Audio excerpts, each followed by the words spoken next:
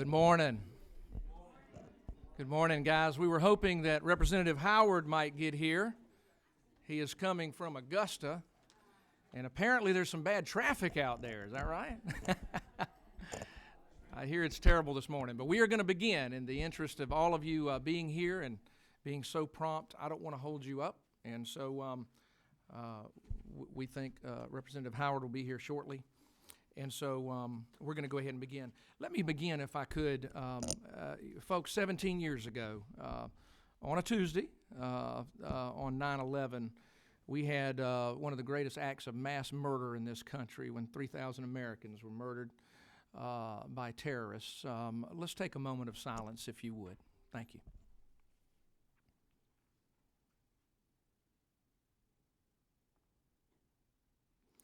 Thank you. Welcome. Man, this is a big crowd to be this early in the morning in downtown Atlanta.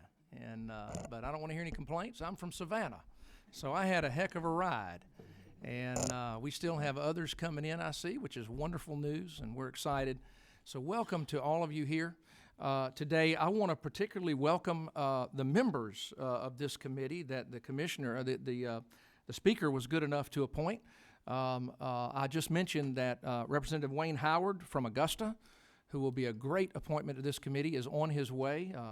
I was pleased that he was appointed and think he will be invaluable. Also, Representative Donahue from Gainesville, very appreciative that he was appointed, and Representative Karen Mathiak from Griffin.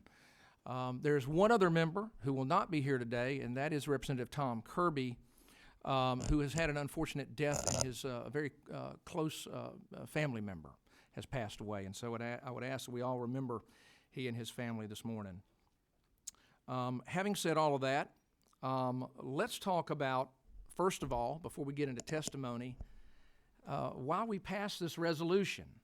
So this resolution, House Resolution 1257, was titled the House Study Committee on the Workforce Shortage and Crisis in Home and Community-Based Settings.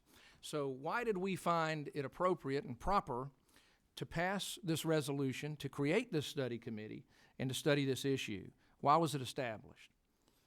My friends, tens of thousands of Georgians all across this state are living with physical, intellectual, mental, and developmental disabilities. And they depend on home and community-based services to help them have meaningful lives. They depend on these services in both the public and the private sector, by the way. The workforce that supports these individuals is one of the highest demand workforces in the United States today. And I think most of you are aware of that. This workforce they're known as caregivers. That's the term you'll hear me use primarily. They're known as direct support professionals. They're known as personal care aides. But regardless of the description, they provide an invaluable service to so many individuals in our society, and they are so important. This workforce has an extraordinary high turnover rate. And nationally, that turnover rate approaches 50%, about 48% average turnover rate nationally. And by the way, if you compare that to the national average for across all industries, that's about 3.5%. And so a 45% turnover rate that ranges anywhere from about 18 to 75% is extraordinary. Why is that? That's one of the many questions we're going to answer here today. This workforce also has an extraordinary high vacancy rate of anywhere from 9 to 10%. And of course, that vacancy rate has a profound impact on the lives of individuals that are served in the community as well. So meanwhile, the demand for services is skyrocketing, right? The demand for services is skyrocketing. Folks, every day in America today, every day for the next 20 years, 10,000 people turn 65. every day for the next 20 years, 10,000 Americans turn 65. And indeed, that 85-plus population is going to begin, the baby boomers will start turning 85 in 13 years. And so this country is growing older like never in history. And indeed, this country and our society, Western civilization, is growing older not only in an unprecedented way in this country, but unprecedented in history, that we are aging like we are. In Georgia, there will be a 315% increase in the 85 and older population by 2050. 315% increase. Well, the demand for services that is growing is not only for aging, but also for individuals with intellectual and developmental disabilities. Why is that? Well, we've got improved diagnoses. We see increasing diagnoses of individuals with autism. We continue to deinstitutionalize individuals and ensure that they get the services where they need them in the community. And individuals with developmental disabilities are having longer lifespans. All of that increases the demand for these services in the community. Well, as this demand grows with both of these populations, both the aging and individuals with intellectual disabilities, demographics are working against us, folks, because family size is shrinking, right? And I will use my family as an example. My grandfather had 9 children. My father had 3, I have 2. Almost every one of you in here has a similar circumstance. Very few of us have as many children as our grandparents or our great-grandparents had. And so family size is shrinking, and I think most of you are aware that the majority of care in this country, overwhelming majority, is still provided by family caregivers, not formal caregivers.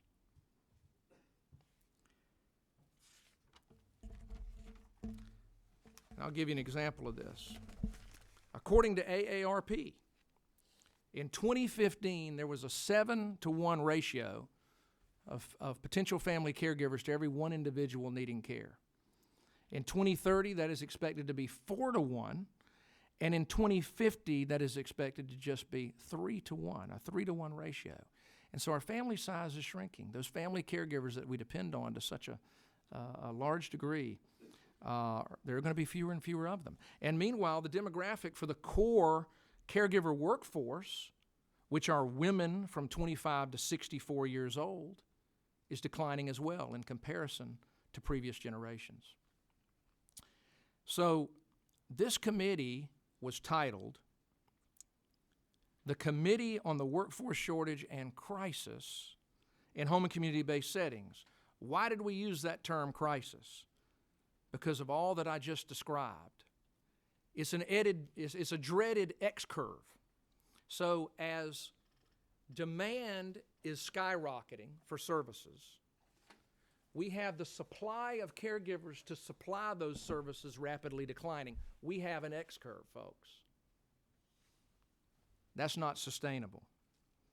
This committee is tasked with a great opportunity to discover how, as a state, we can ensure that going forward, all of those individuals in this state who are our most vulnerable citizens, the frail elderly, individuals with intellectual and developmental disabilities, that all of these individuals, our job is to be proactive and think ahead about how we're going to see that those individuals get the care they need to have meaningful lives.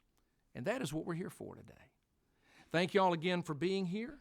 And Ms. Tara is the boss here today, and she is going to help keep us on track on this agenda. And we are going to go to our commissioner, Commissioner Judy Fitzgerald, the Commissioner of the Department of Behavioral Health and Developmental Disabilities. Commissioner, welcome. I want to say something first to you as a personal point of privilege. I will tell you that personally, and again, I have been so impressed with all that you have done for individuals with developmental disabilities and mental health all across this state, and the improvements that you have brought to the department, and makes me very proud, and I'm very proud that you're here today. Thank you for being here, Commissioner. Thank you for your interest and your willingness. Thank you for your kind words, Mr. Chairman. I like to say that we have the best team in state government. I'm surrounded by a lot of people that care deeply about the work that we're doing. This really is mission-driven work, and we have made remarkable progress, but there's quite a bit more to do. And you have really laid the groundwork for some work that's really both personally important to me and professionally for the decade ahead. This really is an issue that we've got to keep talking about. So thank you for getting us started.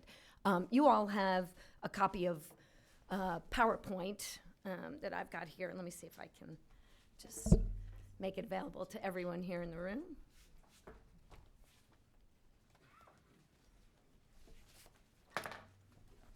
All right, great. So let me just say a few words, reminders about the Department of Behavioral Health and Developmental Disabilities, who we are, and why this issue is so important to us. As you know, we are the agency that is responsible for Georgia's 5 state hospitals, as well as a network of community-based providers. 675 community-based providers in our network around the state. So issues that matter to provider agencies certainly matter to us. We also serve an important role in the waiver system. We're here, and our partners from the Department of Community Health, I know, are here to listen today as well. We serve as the operating entity for the NOW and COMP waivers, which is really, this is the pathway for individuals with intellectual and developmental disabilities in the state to receive community-based services. We serve currently over 12,000 people throughout the state of Georgia. Again, so the magnitude and the scope of this work really is tremendous for our agency, and we're honored to be here to have a chance to talk, although I see the lineup of folks that are behind me, and you're going to hear from some of the real rock stars as the morning goes on, right? People who actually do the work, people who are recipients of services that I really believe we listen to in a different way. They're leading this work in a way that's really important. So you'll hear many voices this morning. We're proud to have an opportunity to be one of them. So I do want to offer this morning a little bit of context, although the Chairman has provided a lot of similar of the observations that we have from a statewide perspective. I do want to say a little bit about what we call DSPs, direct support professionals, who they are and why they're so important to us, and acknowledge some of the same challenges that have already been previewed. But I really want to spend a few minutes on solutions that DBHDD is looking at and preview those, because I really think that's really where we're trying to get this work going, is onto the solutions. Okay, so as the Chairman mentioned, we are all really challenged by the growth of individuals, and I'm going to speak specifically today not about the aging population, although the aging of our population is really a critical issue, but I'll really be focused on individuals with intellectual and developmental disabilities. You see a figure there, which is a national figure, but over the last 2 decades, a 390% increase. And that really, really has challenged the capacity of all of our agencies to keep pace with the number of individuals who are coming into home and community-based services. There's also been a really dramatic change in laws and in expectations about what service delivery for this population of individuals should look like. Here's the good news. It's moving in the right direction, right? We're moving away from institutional-based care into community-based settings. So the great news is we're moving in the right direction. The challenge for us is how do we keep pace in much smaller, more individualized settings? And we're proud to be at the leading edge of that. As you all are aware, I should mention, Department of Behavioral Health and Developmental Disabilities is still under our settlement agreement with the Department of Justice, which calls us to continue to move every individual in our state hospitals into the community. And we plan to continue that work. Individuals with an intellectual or developmental disability are no longer allowed to enter the state hospitals. This is the right work. We have the capability to serve people appropriately in the community, but again, the wherewithal to have the workforce to do that in the way we want it done is the challenge we're here to talk about. Another positive report noted by the chairman is the life expectancy for individuals with disabilities is increasing. That's great news, but what does this mean for the capacity of our service system to address it? And a final challenge I want to note, again, another good news, but great news is we're in positive economic growth, particularly in the state of Georgia. Things are good. What that means for low-wage, high-challenge, high-risk jobs, though, is folks have other opportunities. And it's a challenge to remain competitive in order to do what I think you are beginning to understand is really challenging work.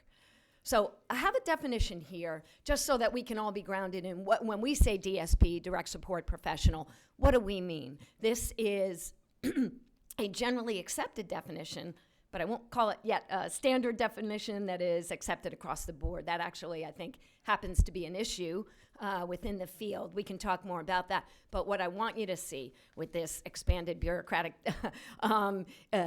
description here is the scope of work of what's expected of our DSPs. But I'm going to show you how we like to think about it here. That on any given day, hour by hour, here are actually the roles and functions that people are executing in support of individuals with disabilities. You see it there. From one moment, you're chef and dietitian. You're also physical therapist, nurse, job coach, teacher, chauffeur, behavior specialist, counselor, listener, all of those. These aren't people all around the direct support professional. This is actually minute by minute and hour by hour. So I think that's our really connected way of saying this work really is quite comprehensive. And I really want to emphasize something. So you saw the functions and the tasks there, but why are these folks so important? Not just because they do those tasks, but as we talk about being a system that is trying to support independent living in the community, that cannot happen without the kind of support and connection to the community that a DSP helps for each individual to access. So we can talk at lofty goals about inclusion and independence, but for many people, it's simply not possible without that partnership of a DSP. So enabling individuals to live in the community and very essentially allowing families an opportunity to have a partner, allow them some respite and some stress relief in day-to-day living, because as you mentioned, Mr. Chairman, they're doing an awful lot of the caregiving. So where we can plug and connect extra supports, this is really critical for individuals. Okay, so we've got some Georgia statistics here, and there may be a few different ways to look at this, but again, just hitting the highlights of what the challenge is. Our calculated staff turnover rate for DSPs in the state of Georgia is 44.4%. And you can already know what that means if that turnover is happening at that rate. And really, I want you to see this next point as well. Not only is the turnover like that, but you see a figure here that almost 37% of individuals who step into this role are leaving it within 6 months. And so it's not a surprise then that the cost of that turnover is $3,000 to $5,000 per person. You've made this big investment. A family, an individual has tried to make this personal connection, and then the turnover, it's not just a loss of money, it's really a loss of a connection, and yet another, at times, setback for the individual. And then the challenge of the job around what kind of support, what kind of supervision, and what kind of advancement is possible for a person who decides to take on this critical role as DSP. So I'll give just a snapshot of all of the impacts of the pressure on the system.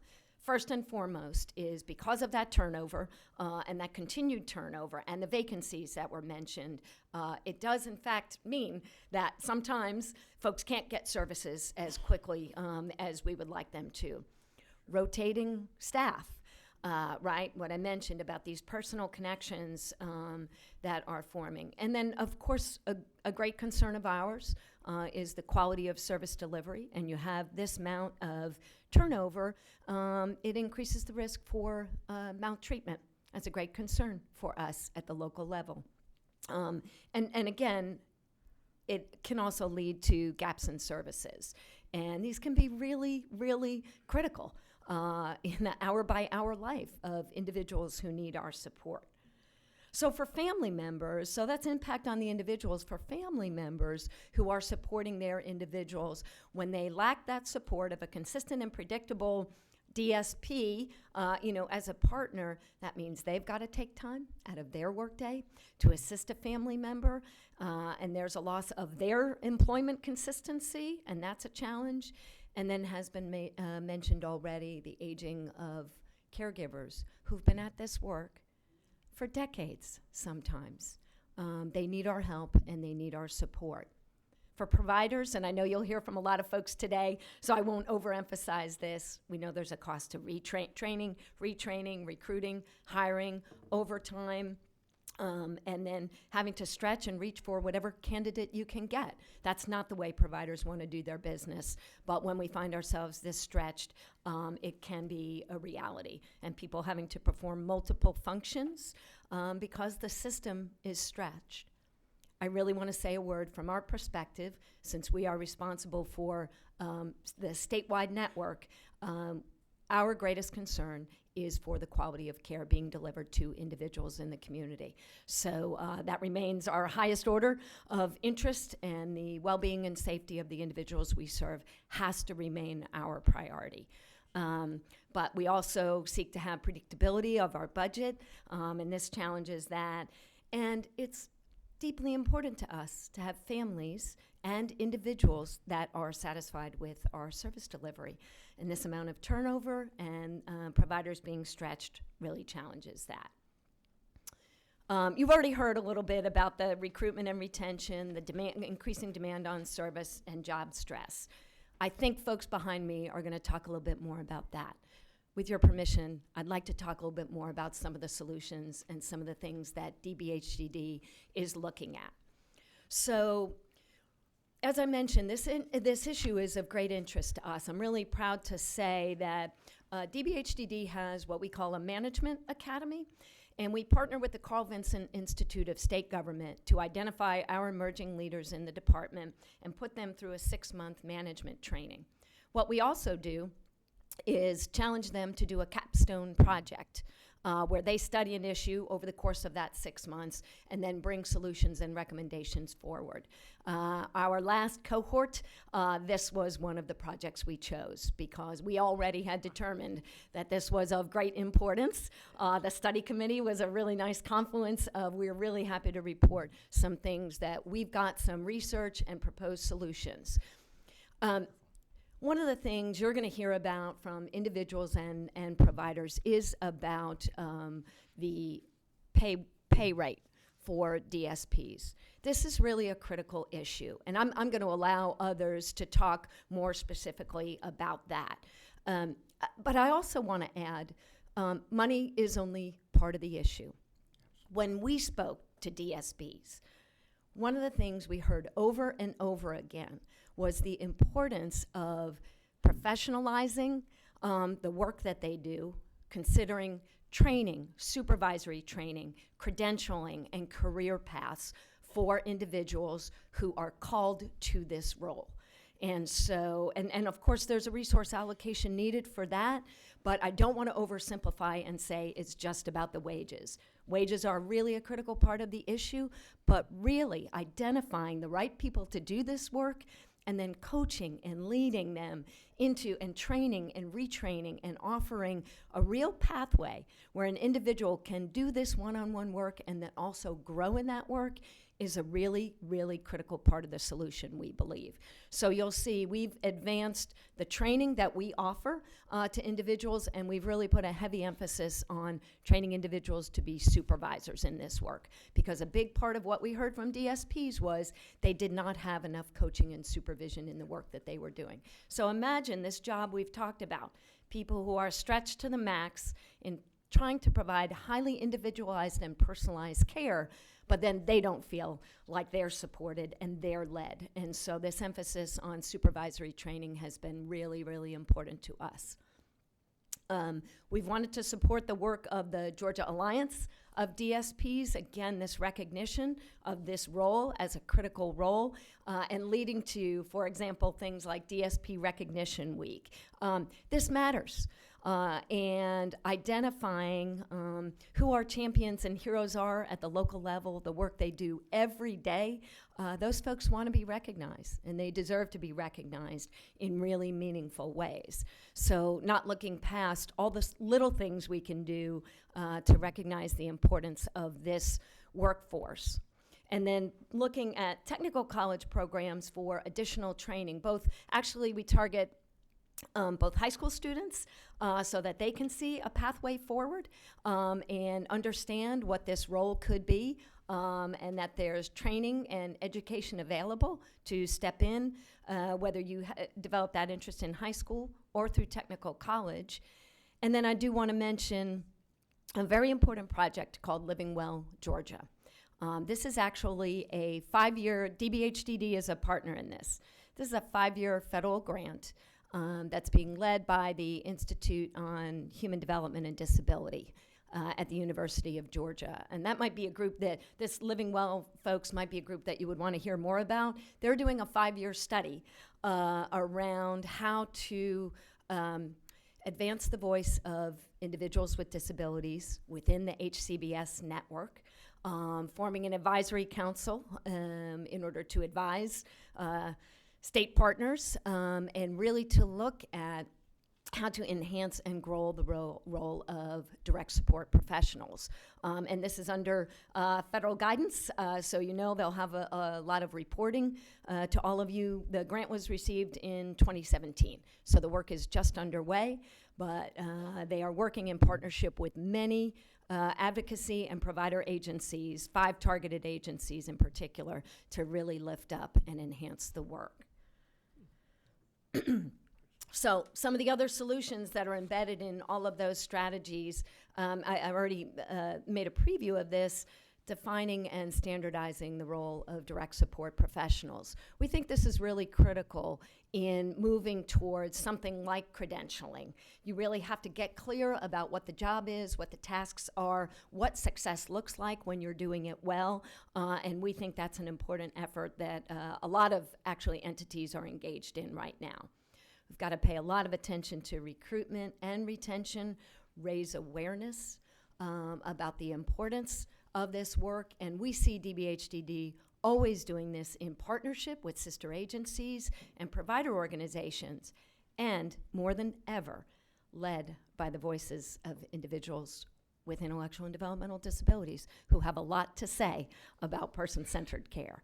So with that, that's a fast overview of everything we've got, but I did want to offer a moment to take any questions if you have them. Any questions of the committee for the commissioner?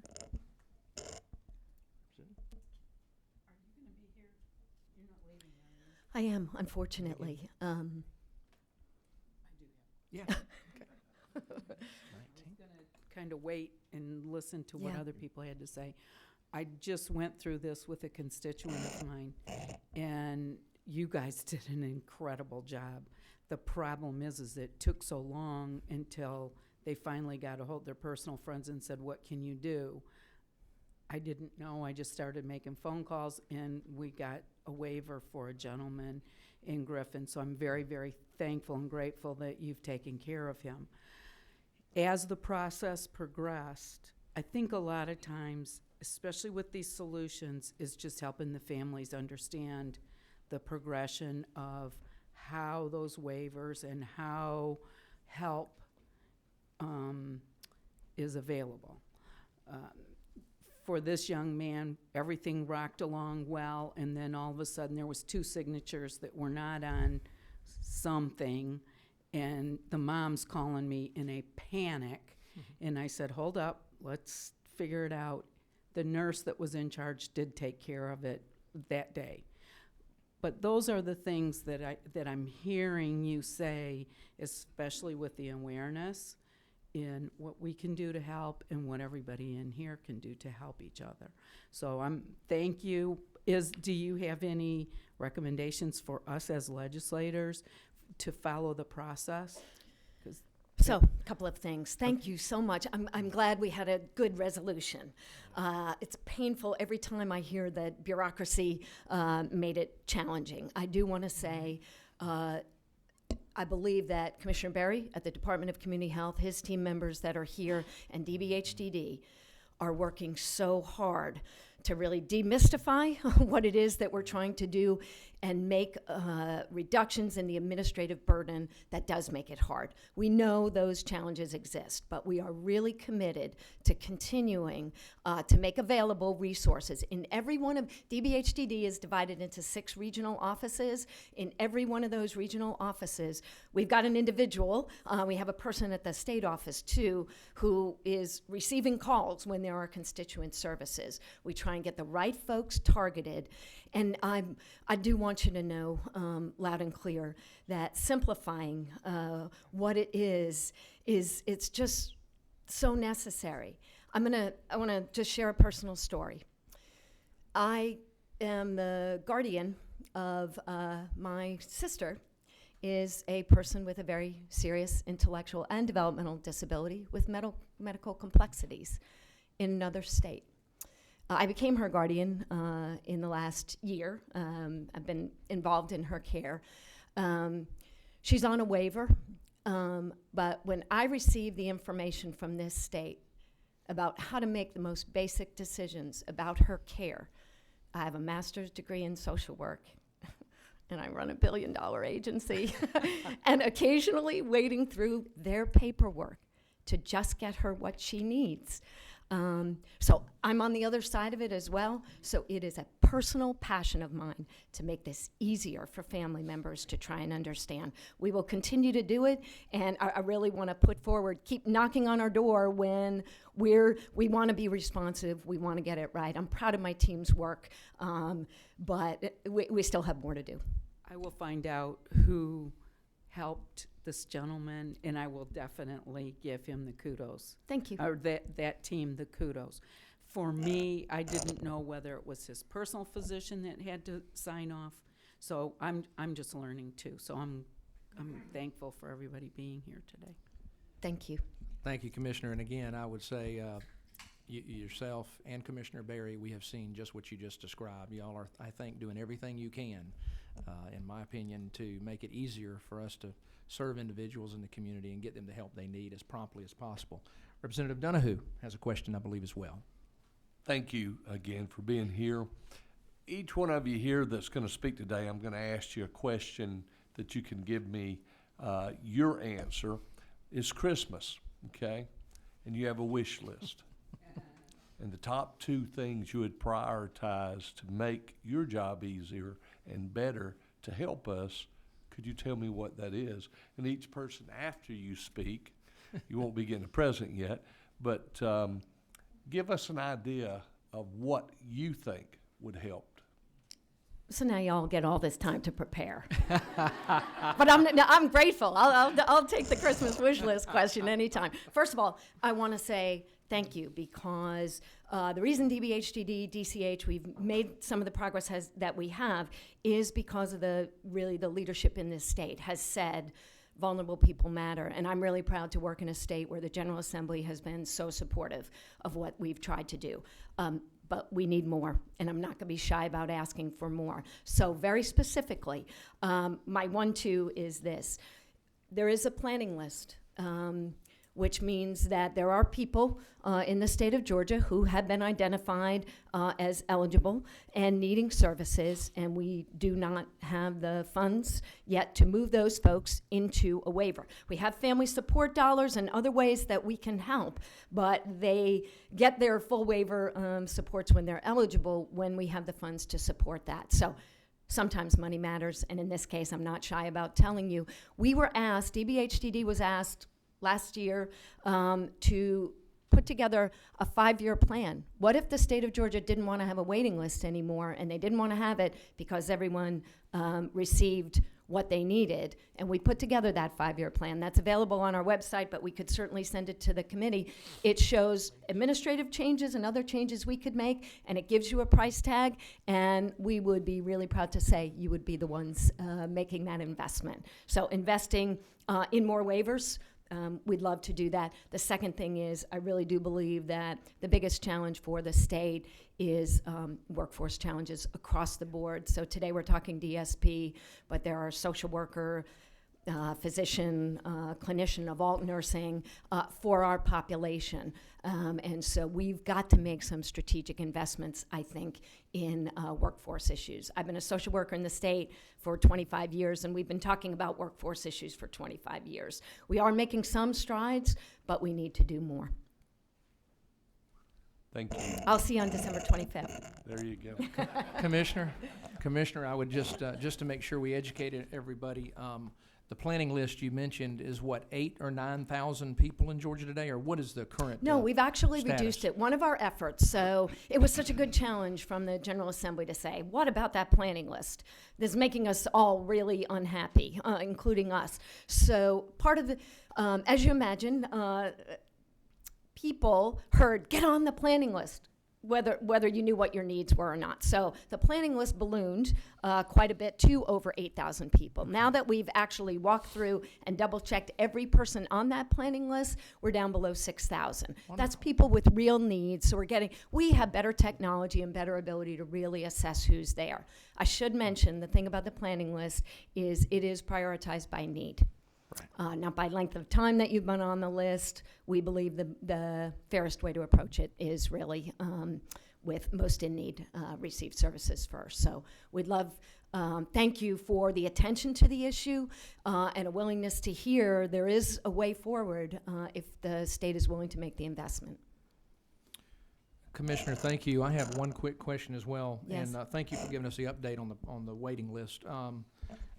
You alluded to something that's a little bit outside of course, a discussion about DSPs, but you mentioned the broader workforce, physicians, for example. Mm-hmm. My understanding is that most of our community service boards providing services to individuals with mental health diagnoses are still, most of these individuals in our communities are still being treated by primary care physicians. So there's a dearth of psychiatrists across this state. Absolutely. Anywhere, even in the private sector. But is that accurate? That I know of a couple in particular that maybe have never really had a psychiatrist. So is that accurate, or could you maybe help me to understand? I know this is getting a little bit off base, but I'd like to understand the degree to which we have psychiatrists treating individuals in our community service boards across the state. So let me say a couple of things and see if this addresses your question. One, we do have a shortage of psychiatrists. Big challenge for us, for the country, but very big challenge for Georgia. Yes, we are very challenged to find psychiatrists and doctors who want to treat especially complex individuals with intellectual and developmental disabilities. One of the strategies that we've taken on through our division, through our Office of Health and Wellness, is that any doctor that is serving one of our waiver individuals, we have offered training opportunities. We had our first symposium for doctors who are interested in learning more about medical care for individuals with intellectual and developmental disabilities who are receiving medical and primary care services in the community. So not everyone's going to become a specialist, but we want doctors who are serving our individuals to know more about the specialty needs of our individuals and how to care for them most appropriately. That's been the number one thing that we found, is that our basic healthcare network acknowledges they are not well equipped to serve our individuals. We want to reduce the fear, reduce the mystery, and we have found when we have done that, when we have done outreach to provide education and training, and they can get CMEs in order to receive that education, folks are much more willing to provide services. What we know is once you start in this work, you can really get engaged and love it. Does that answer your question?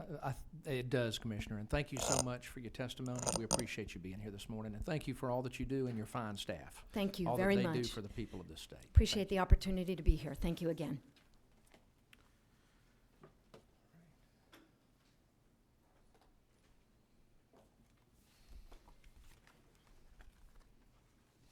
Gotcha. All right, folks, we have a, and I'm going to look at Tara as I say that we have a group of folks that have, this is Miss Gabrielle, all right. Cedar? You got it. Cedar, all right. Yes. We have a group of folks, everybody mispronounces mine, so I try to be sensitive to that. We have a group of folks, like Miss Cedar here, who have signed up well in advance to speak, and then we're going to, just to make sure I get this out of the way, we are going to, after we go through this list here of individuals who contacted Tara in advance to speak, we're going to open this up to for public comment as well. Just want to make sure everyone here knows that everyone here will have an opportunity to speak, and we will just monitor our time as we go, Tara, to make sure that we get to everyone.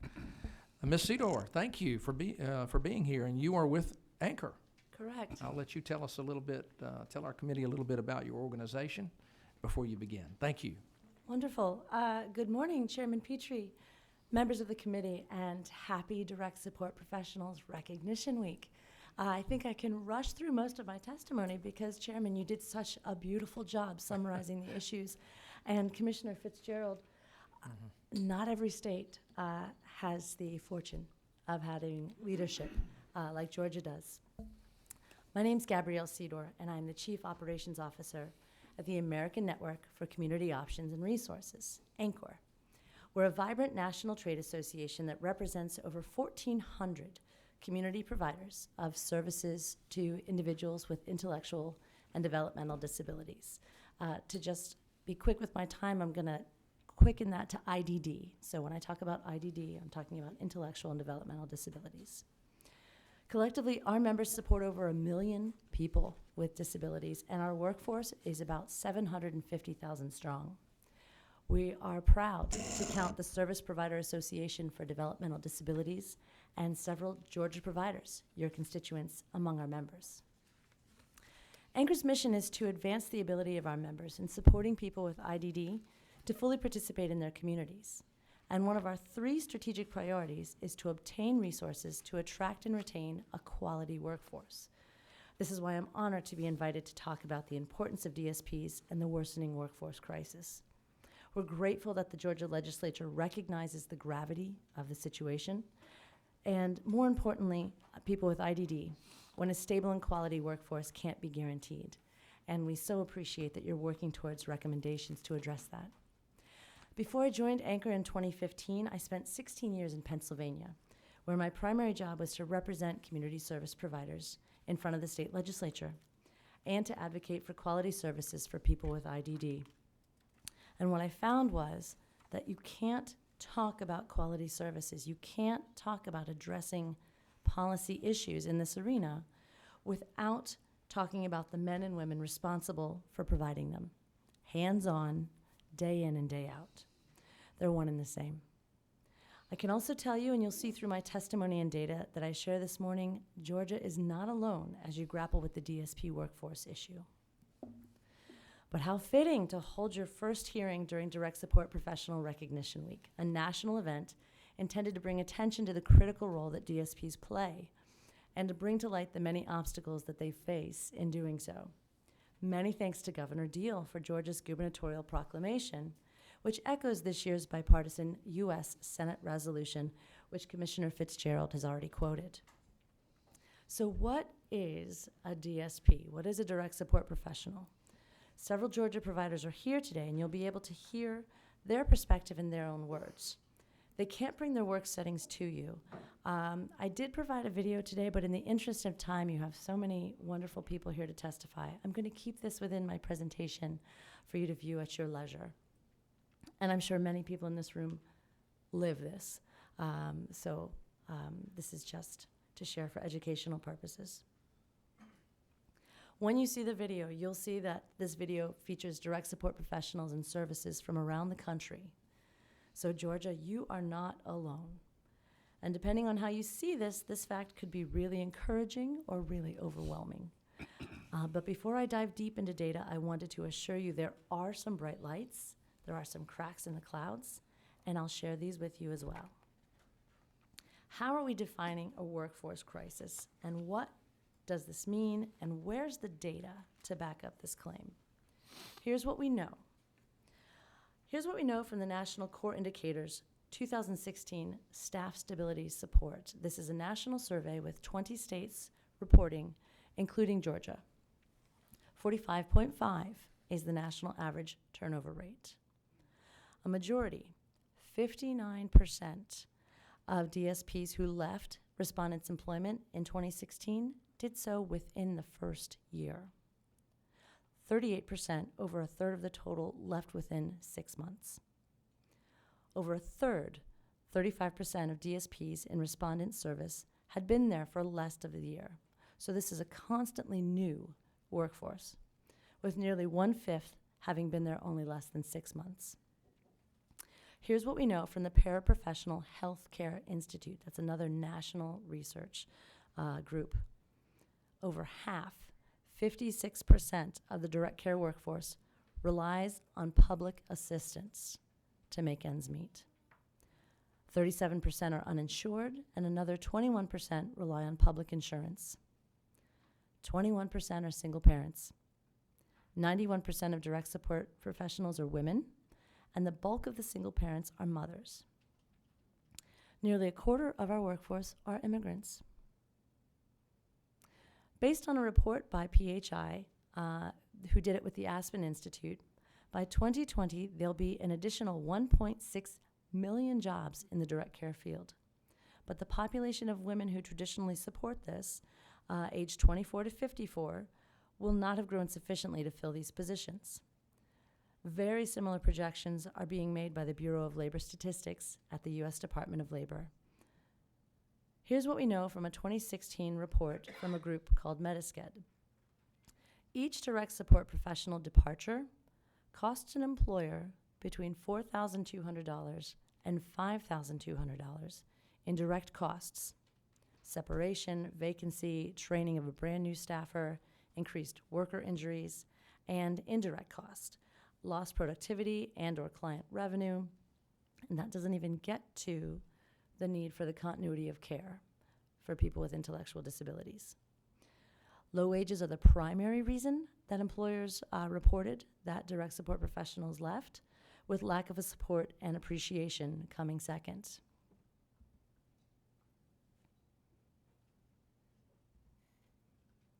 And here's some Georgia-specific statistics.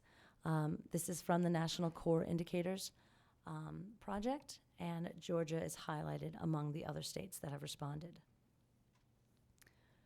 In 2016, Anchor met with the U.S. Secretary of Labor as well as the Commissioner of the Bureau of Labor Statistics to discuss the workforce crisis and to get the latest data on the outlook for this essential workforce.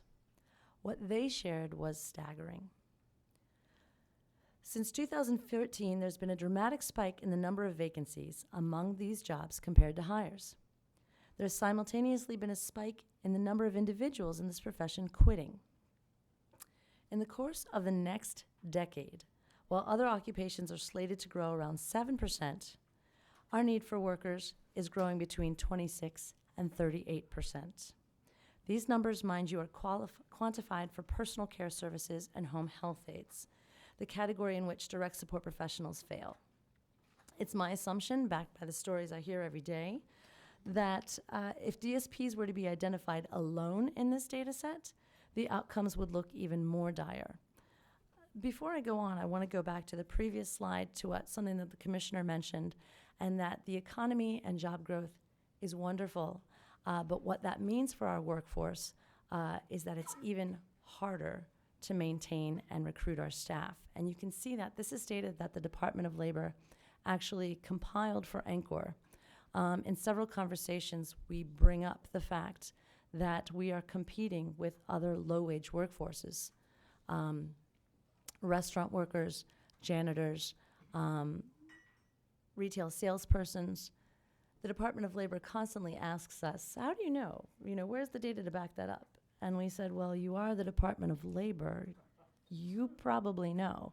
And they said, oh, yeah. So they did the statistics, and this is nationally just affirming what Commissioner Fitzgerald has already said. In a booming economy, it makes things even more of a challenge for our workforce.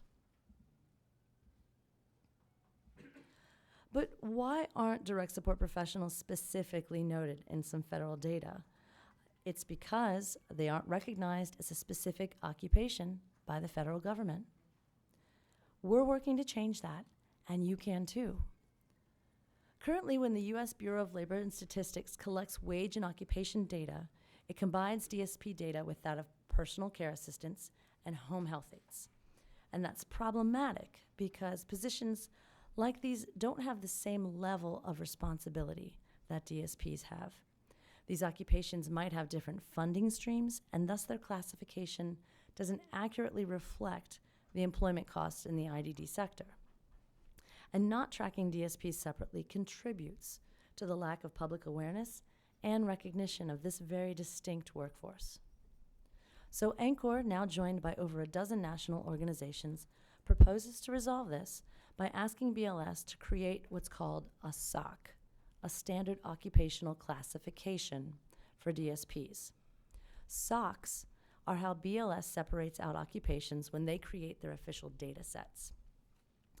And this isn't just about clean data. The federal government, states, and the private sector rely on BLS data when they plan workforce investments, when they set rates in states, and when they create legislation. To date, at least one state that we're aware of has passed legislation supporting this effort. Illinois passed H.R. 272, which urges BLS to designate the direct support professional as its own standard occupational classification so that more accurate and precise data on this workforce can be captured and analyzed on an ongoing basis. A similar resolution is something that Georgia might consider among its recommendations. Those are the facts, but why do they matter? Every single policy or quality issue for people with intellectual and developmental disabilities inevitably folds back into the workforce, and there's economic implications as well. The direct support workforce forms the backbone of the implementation of the Americans with Disabilities Act. And as the home of the essential Olmstead versus LC case, Georgia, you understand the value and the importance of community integration. Without intervention, states are not going to be able to fulfill their obligations to the Olmstead Supreme Court case, which affirms that under the Americans with Disabilities Act, individuals with mental disabilities have the right to live in their community rather than institutions. There's also the Home and Community-Based Services, the HCBS settings rule, which defines community for the very first time and requires states to undergo a rigorous and transparent process to ensure that HCBS services are being provided in line with that definition. This includes the requirement that individuals have access to more integrated services and that their person-centered planning and individual decision-making leads their service provision. Like the commissioner stated, this is the right direction, but it also has staffing components that go along with it.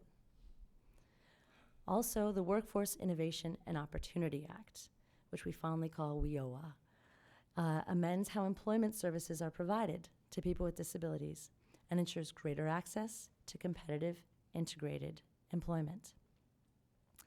A lack of intervention also means, of course, that states will be wholly unable to even attempt to address the growing planning and waiting lists.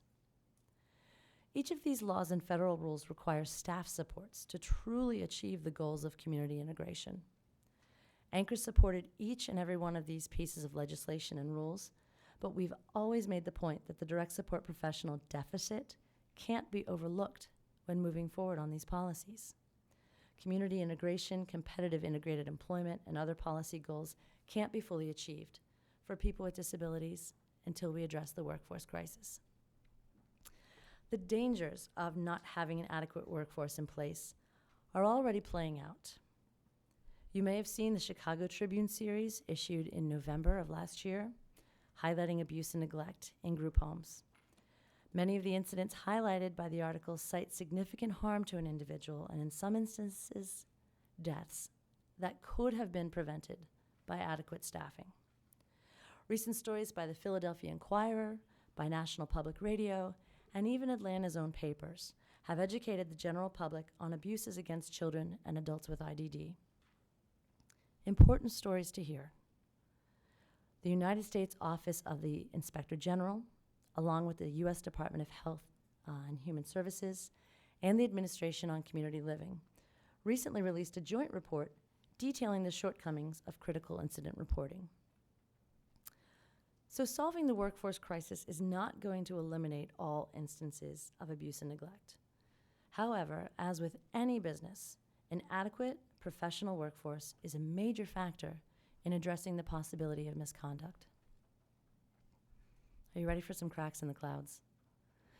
Here's a compilation of recommendations from Anchor's 2017 Workforce White Paper, which I've provided to the committee members today, along with what some states and providers are successfully doing right now to improve their DSP workforce scenarios.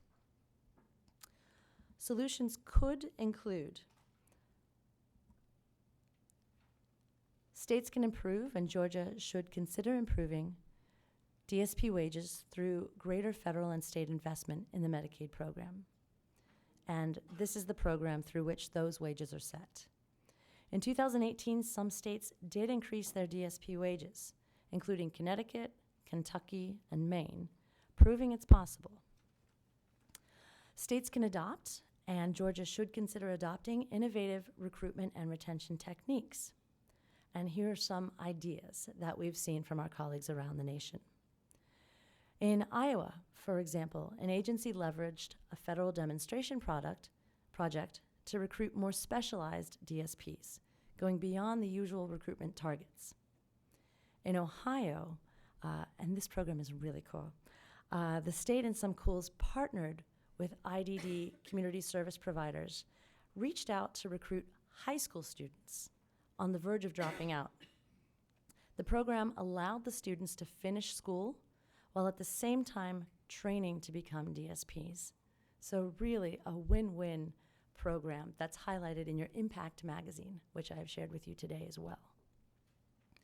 Another agency created Employer Resource Network to offer DSPs more workplace flexibility and better benefits, leading to increased retention.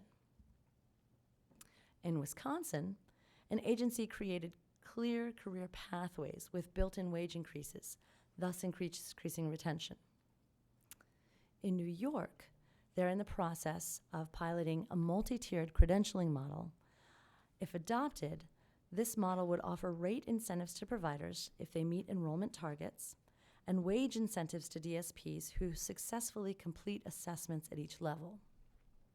In this proposal, the increase would be possible because the state would ideally subsidize half the cost of the program, so a shared cost program with the providers, with the goal of drawing down additional federal funding. So as of today, New York is planning on piloting this project, so check with me in a year, and I'll let you know. Illinois has also just recently passed a bill establishing a credentialing program for direct support professionals. States could leverage, and Georgia should consider leveraging, technology to optimize DSP's time and reduce injuries. States like Colorado and Minnesota have begun modernizing their authorized technologies policies to reflect recent developments in technology, such as the more widespread use of tablets, software, and assistive technology. And if you talk to some people with disabilities, especially those receiving supports in their own homes, Alexa is their new best friend. It can do amazing things. So states could incentivize new models for expanding technology and also the traditional pool of the workforce through self-directed services, host home services, and shared living arrangements. But members of the committee, as you're learning about other states, I would be remiss in noting that other states have looked to you as they search for important ways to provide the best supports for people with IDD. For example, Illinois just passed legislation modeled directly on your health risk assessment legislation and specifically cited Georgia as a model in their legislation. So I encourage you to read Anchor's Workforce White Paper for even more detailed recommendations. And I just wanted to share with you what quality services powered by a stable and valued workforce can and do look like. Our foundation within Anchor, the Anchor Foundation, recently embarked on a 3-year public awareness campaign, which we call Included, Supported, Empowered. Its tagline is, "Together, we have a stake in building opportunities for people with intellectual and developmental disabilities." Its website at wehaveastake.org and social media pages on Facebook and Twitter showcase successes of people with IDD and the providers and the DSPs whose support help make it possible. So I invite you to take a look and see the good things that are happening and the DSPs that are integral to the incredible successes of people with IDD, even despite the challenges noted today. Each year, Anchor selects DSPs from around the nation that have gone above and beyond to support individuals with intellectual disabilities and their families. So I'd like to introduce to you Georgia's own DSP of the Year for 2018, Ms. Shanta Luster of Sunrise Community, that's in Thomasville. She's on page 20 of your Recognizing Excellence magazine, which I shared with each of you today. So as you research and learn the full extent of the workforce crisis, you might be thinking the DSP workforce issue seems too costly to solve. And indeed, as the Commissioner mentioned, appropriate wages and rates are critical components, but not the only ones. Moreover, the belief that this issue is too costly to solve overlooks the fact that until state and federal policies and budgets address workforce, you're not making the best and most efficient use of taxpayer dollars. So why state and federal policies? Why can't providers just pay DSPs more? That's a question we get a lot. It's because intellectual and developmental disabilities service providers rely almost exclusively on Medicaid funding for revenue, which restricts their flexibility to increase wages. To further clarify what that means, IDD providers do not receive funding from private insurance companies. They don't benefit from other profit-generating sources like hospitals, and they don't benefit from private pay. They are price takers, not setters. And as I mentioned earlier, each direct support professional departure costs an employer between $4,200 and $5,200 in direct costs. Multiply that by a workforce that's approaching 1 million, that has an average 45% turnover rate. That's $911 million, nearly $1 billion, that could be used to strengthen and improve services to those already receiving them, to provide services for people with IDD who've been waiting for too long, and simultaneously raising the wages of the existing workforce. Georgia, you're not alone. Medicaid is a unique state and federal partnership, and Anchor is here to partner with you. As you address the workforce crisis within Georgia, here's what we are asking Congress to do to assist you on the federal level. And I can see that that's a little bit hard to read, but some of these things are asking for that SOC, that Standard Occupational Classification. We're asking CMS, the Centers for Medicare and Medicaid Services, to confirm Medicaid payments are authorized for the use of innovative technology solutions. We'd like to allow providers to reinvest savings generated by using technology to actually deliver services. We'd like to revisit the Transition to Independence Act, which is focused on how the DSP workforce enhances community engagement and community living. And we'd like to support federal, state, and local pipeline programs to increase the number of people entering the DSP field. Chairman Petrie, members of the committee, thank you so much for allowing Anchor to be a part of your important work. I'd be happy to answer any questions that you might have. Please see Anchor as a resource to you. And to the direct support professionals here today, thank you for the work that you do. We see you, we advocate for you, and we truly appreciate you. Thank you. Ms. Sedor, thank you for your excellent comments. I want to, we're going to remember here Ms. Shanta Luster we're going to have to make sure that Representative Darlene Taylor is aware that That would be her wonderful. constituent in Thomasville was the DSP of the year. So thank you for that. And for all your good comments, I have a question first. I want to first mention that I appreciate your comments about Georgia being used in other states. And indeed, we gather great ideas from other states. You know, U.S. Supreme Court Justice Louis Brandeis once described the states as laboratories of democracy, and that's what we're supposed to be. We come up with good ideas, and they can be recognized in other states. Yep. We also see failures in some states that we can learn. So we learn from each other, and that's Right. how we, how we advance Right. each state going forward. I do want to mention, you mentioned technology, which I think is a Yes. great point. Yes. Tablets, et cetera. Here in Georgia, we are now going to electronic visit verification, Right. which in fact, our deputy commissioner in the back of the room there, I think is here with us today at Department of Community Health, or at least I saw him earlier, and is handling that, and we're pleased to see that.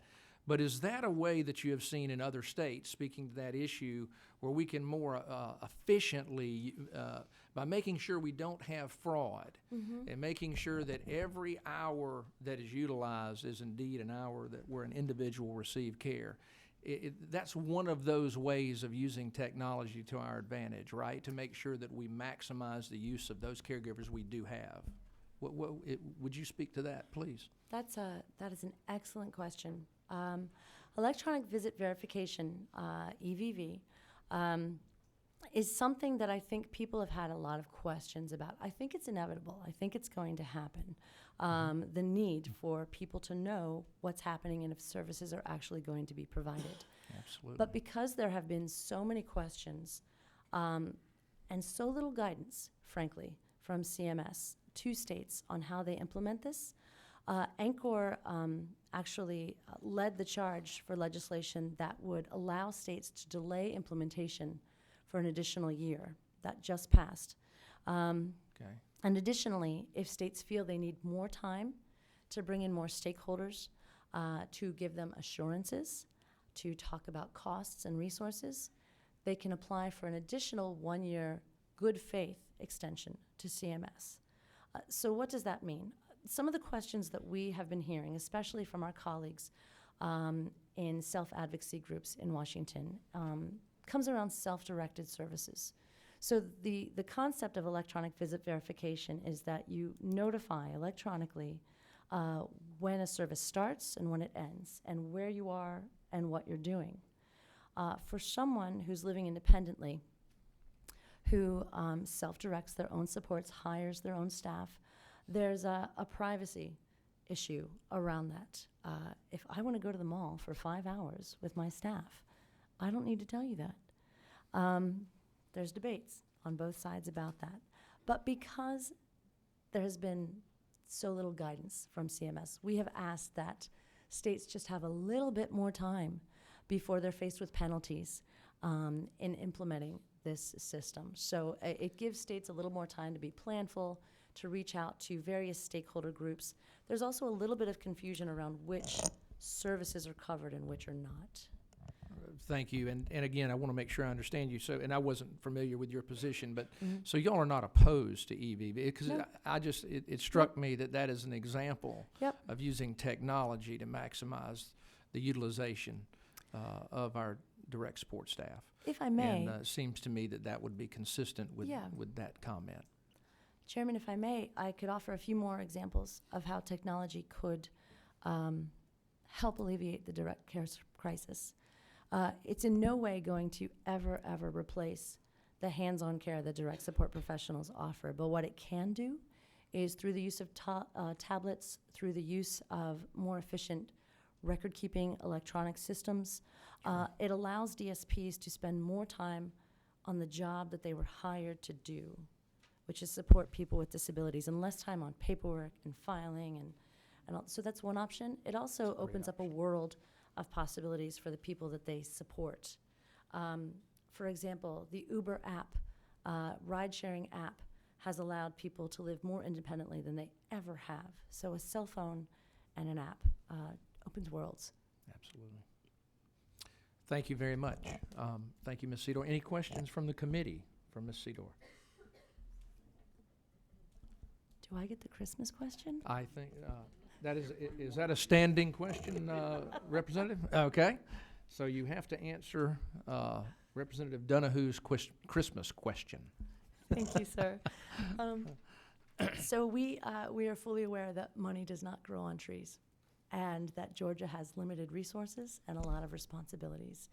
So my Christmas wish would be to put forward policies to allow service providers to use the funds that they have the most efficiently. So if you do implement technology within the state of Georgia, if there are savings to be had, allow the provider community to reinvest those savings or put them back into the waiting list or raise the wages of their staff. So when you find efficiencies, keep it within the IDD system to allow it to flourish and grow as it should. Thank you so much, Ms. Sedor. Thank you. Thank you. I want to welcome Representative Wayne Howard, who is with us today from Augusta. I mentioned earlier that we had terrible traffic this morning. Thank you, Representative, for being here. We are excited about you being part of this committee and look forward to the balance of this day. Next on the agenda, we have Mr. Ed Waits, a parent. Thank you for being here.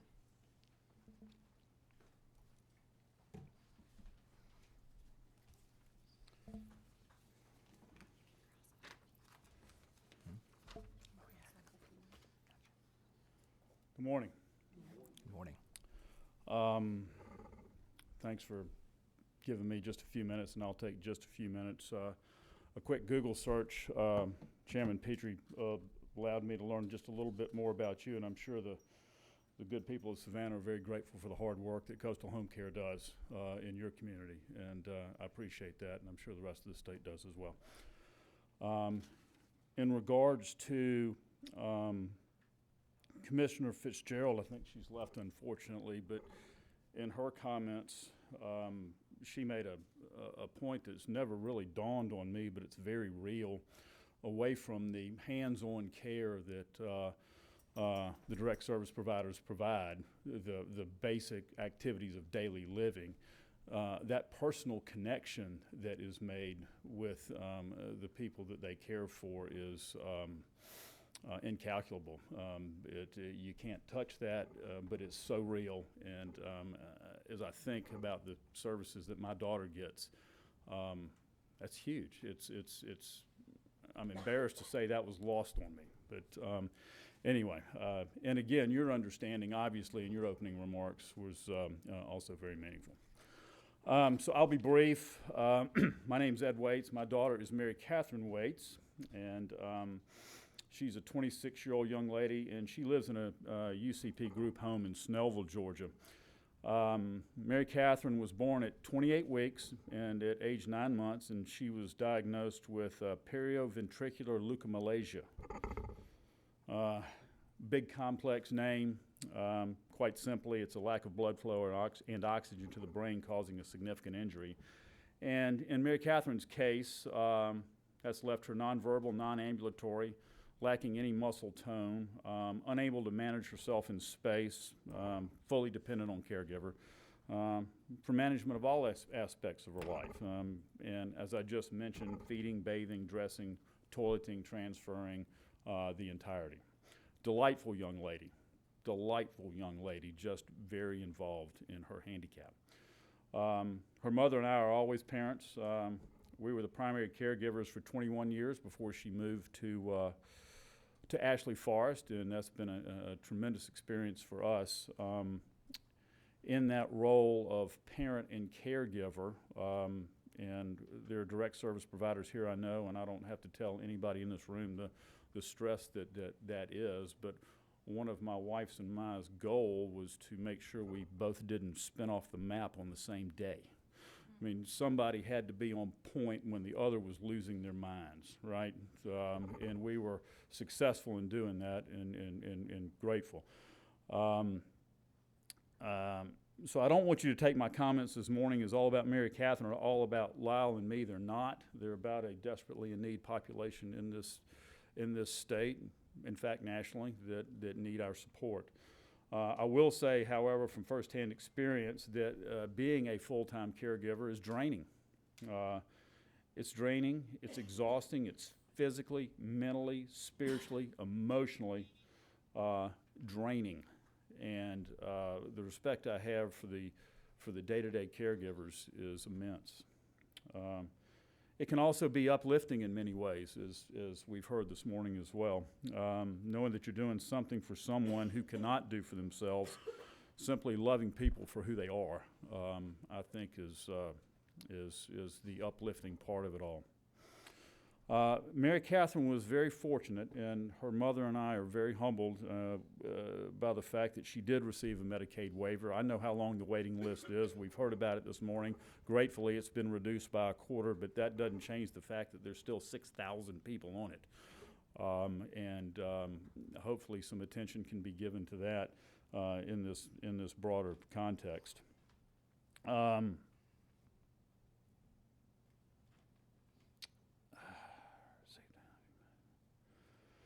Mary Catherine, as I mentioned, she's just forgive me. You can imagine from my brief description, she is relying on her direct support professionals to meet her basic needs. And we're here this morning mainly to focus on quality, consistent, dependability, and reliability. I think those four words are very important: quality, dependability, reliability, and consistency. And the care that UCP of Georgia is providing, and close to 100 other direct care organizations around our state are able to provide for an in-need, fragile, vulnerable population is absolutely critical. Quality certainly comes from training, but consistency comes from having the same caregiver in place over the long term. The constant turnover is draining on the organization providing the services, and it's stressful for an individual receiving care. Those who deliver care and those who receive care develop relationships over time. They come to know each other, what they like and what they don't like, how they need to be moved, fed, dressed, and the like. Imagine coming home every evening and routinely finding a stranger in your home. I mean, or going to work and routinely finding new associates in place. Disconcerting, I would say, at the very least, frightening, perhaps even, to have that inconsistency in your life and the unknowns about your daily environment. So how do we overcome this virtual revolving door of caregivers? Certainly a work environment where all are valued, respected, and appreciated is important and expected, but absent a living wage, consistent quality is not possible. And beyond care delivery, unless we can pay our direct support staff appropriately, organizations like UCP will remain in constant mode of application review, vetting, hiring, and training, all of which burns time and money and in no way contributes to the primary mission of providing meaningful support to those we serve. So I simply ask for your support in support of the people in direct contact with some of the most vulnerable in our society with a living wage. I mentioned it's exhausting, and thank God there are people that are willing and able and compassionate enough to do this type of work. They are angels in our midst, and they deserve all the respect that there is. That's all I've got. Questions? Thank you, Mr. Waits. Any questions from the committee? Mr. Waits, thank you so much, sir. Thank you for being here today. My pleasure. And just to continue with the Christmas question, Yes, I sir. will gratefully and humbly say that Christmas has already come for me. My daughter received a waiver, a Medicaid waiver, and she is the beneficiary of the services provided by UCP of Georgia in both day program and residential programs. My Christmas wish that we find ways to make the most vulnerable able to receive the same benefits that my daughter has. Thank you. Thank you, Mr. Waits. We should all be proud of how leadership in this state has been focused on making sure that we protect the state's most vulnerable citizens. Thank you so much. Mrs. Terry Carter from United Cerebral Palsy is here with us next. Good morning, and let me first say thank you, Chairman Petrie and the committee members, for allowing us the opportunity to speak this morning. My name is Terry Carter, and I am the Director of Human Resources and Training for United Cerebral Palsy of Georgia. I'm listening to the information from Anchor and everyone else who's spoken, and I can honestly say that one of the most enjoyable parts of my job and what motivates me as a human resources professional to create a positive environment for my employees is actually seeing direct support professionals interact with the individuals in our program. If any HR professional wants to create that environment for their employees, watch our direct support professionals interact with our individuals, and that makes you jump out of bed and want to work every morning. There are 500 United Cerebral Palsy employees across the state of Georgia working toward our mission, which is to positively support and impact the achievement of a life without limitations for people with intellectual and developmental disabilities. One of our biggest obstacles to achieving this mission is, of course, turnover of direct support professionals. I'd like to point out that this is not an issue specifically in Atlanta, but it is in every community that we support, from Columbus to Macon, Augusta, Valdosta, and in Savannah. So it is a problem across the state. Despite UCP having higher than average pay rates and competitive benefits, we still continue to trend at the state and national level of close to 50% in turnover. I'd like to point out that 75% of our exits out of the organization are categorized as voluntary, which means that 75% of people who are leaving the organization are consciously choosing to leave and are resigning, versus the converse of us asking them to leave due to some sort of separation. Exit data shows that one of the primary reasons, of course, for leaving the organization and the industry is because of pay rates. Professionals, this work is meaningful and powerful, but it is also hard. Employees find that it's easier to work. You can find easier work for less money. In the retail industry, for instance, they pay maybe in some instances $1 more than entry-level positions for direct support professionals. But seldom do these retail employees have to make what are serious life and death decisions. 29% of our exits occur within the first 6 months, and this number includes candidates who have accepted offers of employment but who do not show on the first day. We've already invested the money into the pre-employment contingencies, the drug tests, the background checks. All of that has already been invested into this candidate, and then they don't show on the first day, oftentimes citing that they found another position with a higher pay rate in between the time that they've gotten the offer and the time to start. And then, of course, as an employer, there's also another challenge with unemployment, 3.9%. There's a lot of people that are available that aren't able to pass the pre-employment contingency, such as background checks and drug tests. So we have to wade through that, as well as we source and try to find talent. Of course, we all know that there are tangible and intangible costs of turnover. Job posting costs, pre-employment contingencies, training, recruitment bonuses, overtime to find people to cover shifts. But the intangible costs that we see and that I see and that I hear every day are definitely employee morale.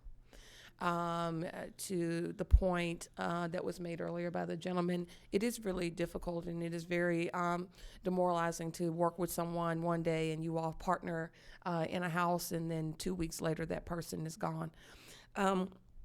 The other thing is employee burnout, fatigue, safety, and the challenge, one of the challenges and what hurts my heart is work-life balance. Our direct support professionals also are family members. And, if someone decides that they're not going to return to work, imagine being a mother wanting to go pick up their children, and our employees do not leave the individuals. So they are forced and scrambling to make concessions to get their families taken care of. The biggest intangible cost goes back to our mission. High turnover has a major impact on the lives of the individuals that we support. We are competing against employers in all sectors for talent. The search for and retention of talent is a hard and daunting task that my team constantly asks and questions what we could do different, better, or more of in order to retain and recruit top talent. We have found that not just in professions such as nursing and educators are employers offering sign-on and recruitment bonuses, but even deli workers are offering sign-on and recruitment bonuses upwards of $800 to $1,000 in order to attract talent. We are in a crisis. The revolving door of talent cycling in and out of the industry will prevent the effective growth, care, and support of individuals in Georgia with intellectual and developmental disabilities. We definitely appreciate your efforts and your support and for listening to us here today. Thank you so much, Ms. Carter. Any questions from the committee for Ms. Carter from United Cerebral Palsy? And Mr. Donahue, are you going to insist on your Christmas question throughout? Everybody. We may. Okay, Ms. Carter. Welcome. All right. Yeah, we'll. All have a wish, and we too much, we assume sometimes what that is, and we can't get everything we want. But however, throw that in and let us know, because it might intrigue us to venture out and maybe accomplish something. Of course, my number one wish, it would be increased pay rates for our direct support direct support professionals. The second thing on my wish list would be the funding to help create better opportunities for our direct support professionals, for instance, to find childcare, reasonably priced childcare, or to help with educational growth and development. So those would be the two things on my wish list. Thank you. Thank you. Thank you, Ms. Carter. And what we'll do going forward is we will let those individuals that want to speak to the Christmas wish list, we'll just allow you to do so. You can automatically do that, and if you don't, we will know that that will be all right as well. Ms. Carla Green, who may be a constituent of Representative Howard here, because she is from Augusta and a direct support professional with RHA we have here, and from Augusta, Georgia. Ms. Green, thank you for being here this morning. Good morning, and thank you. Good morning. My name is Carla Garrison Green, and I'm a group home manager for RHA in Augusta. Thank you for the opportunity to provide comments about the need for fair wages for the direct support staff. I feel like the health care is like taking care of one of your own family members. I know we're told not to get attached because it's a job, but it's hard to do that. We're often with them more than we're with our own families, and you start to care for them as if they are your families. Okay, I'm sorry, I'm a little nervous. You get attached and you begin to advocate for them, and you take care of them. Make sure they're healthy, make sure they live life to the fullest. You become part of them to make them happy. Okay. This is not a 9-to-5 job. This is a job that continually goes on. I mean, I know more about my people that I serve sometimes than I do about my personal family. So, I mean, I don't know. I just get very emotional when I talk about it, especially when you have people that come in and when their own families don't want to take care of them, you start to, I'm just saying, what we do is very hard, very, very hard. easier for me to take care of them than it is for me to stand up here. I feel like I'm about to pass out talking to you all. I really am. You're doing a great job, mean, Miss I Green. really- I You're doing really, a really great job. We can I'd see rather your be there passion. with them. And then, and then the lady that was talking earlier about how the doctors and the primary care and the psychiatrists, that's not in my notes, but I wanted to talk about that too. Sometimes if they don't work together, we can't get to that big goal of making them healthy, making them live as normal as possible. And it's a big thing that we need to get those doctors together to, you know, to make sure that what we're doing for them is keeping them on the right track. So, and my personal issue with this is I've been in this position for over 20 years. When I first applied for the job, I had took a friend to get the job when I moved to Georgia. And she's like, well, just don't sit there, fill out the application. Well, I did. I actually got the job. She didn't get the job. I said, I'm only going to be here for a little while. My kids were I had just got a divorce. I had just moved here. I said, my kids are in elementary school. I got one going to middle school. And once again, I said, I'm not going to be here long. 20 years later, I'm still here. Wow. And all between that time, I've been beaten up, I've been punched, I've been kicked, I've been through a lot. Recently, I had brain surgery done last year because of all the years of all the abuse and everything that you know. But that's just part of the job. That's what. And the doctor's like, well, when are you going to leave? I said, leave where? Leave to go back to work? I even asked to go back early. He's like, no, I want you to. I'm still here, and I'm going to stay here as long as possible. And my wish list for Christmas is I want to see all these changes and all the new things and all the help that our individuals deserve. That's my wish, to see all that gets done. So thank you very much. Mrs. Green, thank you so much. And you raised some profound points when you talked about some of the behaviors you've dealt with and that you've had to deal with. My question earlier to the commissioner about you are dead on. We need to make sure that all of the healthcare professionals in this system are available, and we do have a dearth of, in society, of psychiatrists, and individuals need the best quality care. They need the best quality direct support professionals. They also need the best quality physicians to treat their special needs, and so that is a great point. Thank you for being. Any questions from the committee? Representative Howard has who may be your representative, has a question for you, Ms. Green. Ms. Green, thank you for coming. I was looking out in the audience, and I thought I recognized some of the faces here. Where are you located in Augusta? Where? 208C. Oh, our address is 208 Pitcairn Way. We're over near, what's the name of that hotel? Doubletree. Over near the Doubletree. I think Okay. he's probably speaking to where you live, Miss Green. What part of town do you Yeah, live? where you do the service. you We're in offer. South Augusta. Okay. And what part? I mean, Like Tobacco Road. Most of our individuals come from Gracewood. okay. And we were all in that Tobacco Road area, All right. in Windsor Spring area. Can you make sure I get some contact information on you Yes, sir. before you leave? Okay. Thank you. Thank you, Miss Green. Thank you so much for your kind comments. Miss Deborah Conway is next, Director of Cross Plains Community Partners in Dalton, Georgia. Ms. Conway, your representative is not here. I'm pretty sure of that, but we are glad you're here. Well, thank you very much, and good morning, Mr. Chair and members of the committee. Thank you for your willingness to listen and this opportunity to share this morning. I'm Debbie Conway, and I represent Cross Plains Community Partner up in Dalton, as you said, and I'd like to share a little bit with you today about day services and supported employment and the role of the direct support staff. Over the years, the role of the DSP has evolved, changed, and become increasingly more complex as families and individuals and systems have changed their expectation for service delivery. While I and many others are a real champion for the change, meaning people with disabilities get to live a real life and do all the things they desire and afforded all the opportunities that other fellow citizens have, I also know that without competent, valued DSPs to deliver the service, the opportunity remains limited to the fortunate few. Over the last several years, we've heard the expectation loud and clear for providing person-centered services that afford people lots of opportunities to be a part of their community, have meaningful days, and find employment. Cross Plains and many of our fellow providers have fully embraced these practices, meaning all staff and especially DSPs focus on listening and respecting and supporting the daily choices that people make. However, while philosophically these values are very understood, it remains hard to expect this when we don't apply those same principles to the very people who are providing the direct service.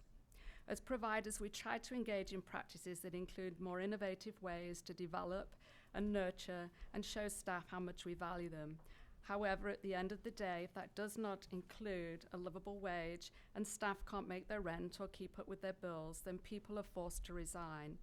I've been intrigued over the past couple of years by the letters of resignation that I've received, which state things like, although this work is often hard, I love my job. I love supporting with people with disabilities to become more successful. It's been a great experience working at Cross Plains and with people with disabilities. And then I bring them in for an exit interview, and I hold the letter of resignation, and I say, so why, based on everything that you said in your letter of resignation, are you resigning?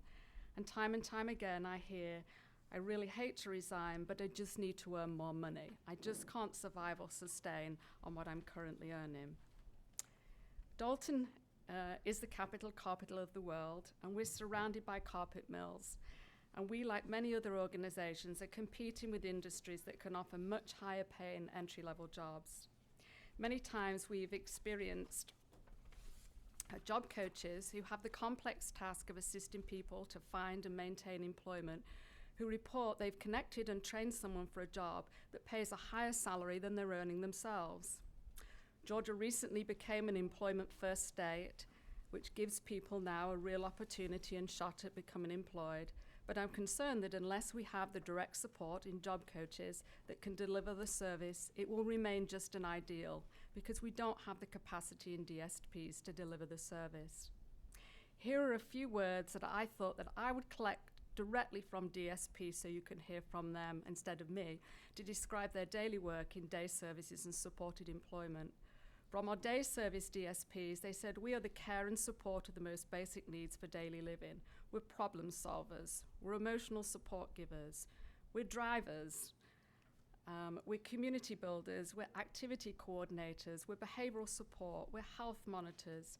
And we're documenters, and all of the duties as they occur for sustaining daily life. For our job coaches, we're career builders.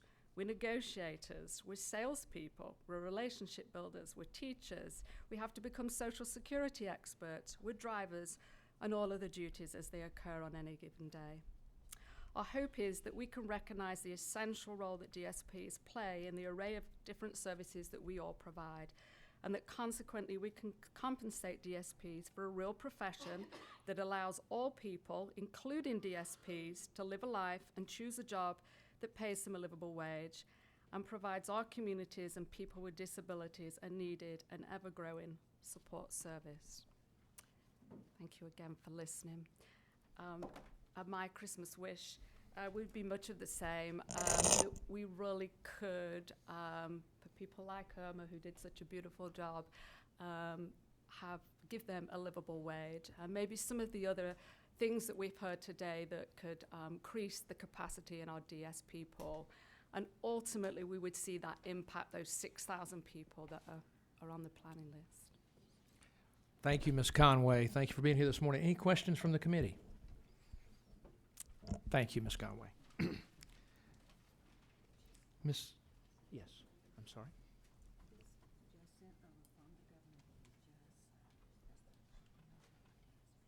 Oh, wow.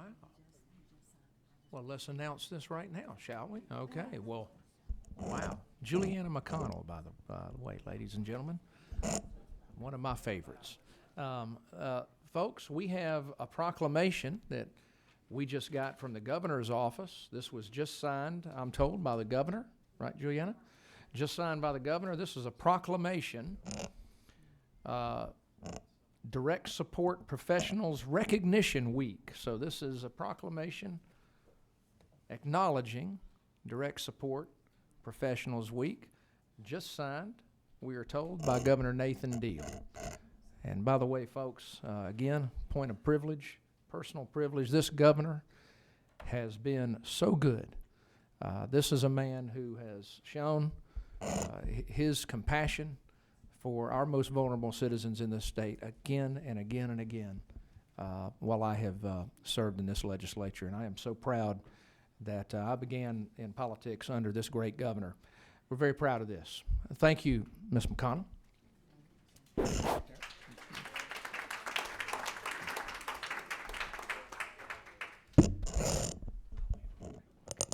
All right, we're going to continue. Oh, okay, I tell you what, Ms. Tara, can we take a quick break? See, I told y'all she was the boss. All right, we're going to take, how long, Tara? 10 minutes, folks. We're going to take 10 minutes, and then we're going to rock and roll through the next of the rest of these testimonies. Thank you. 10 minutes. So at 10 o'clock.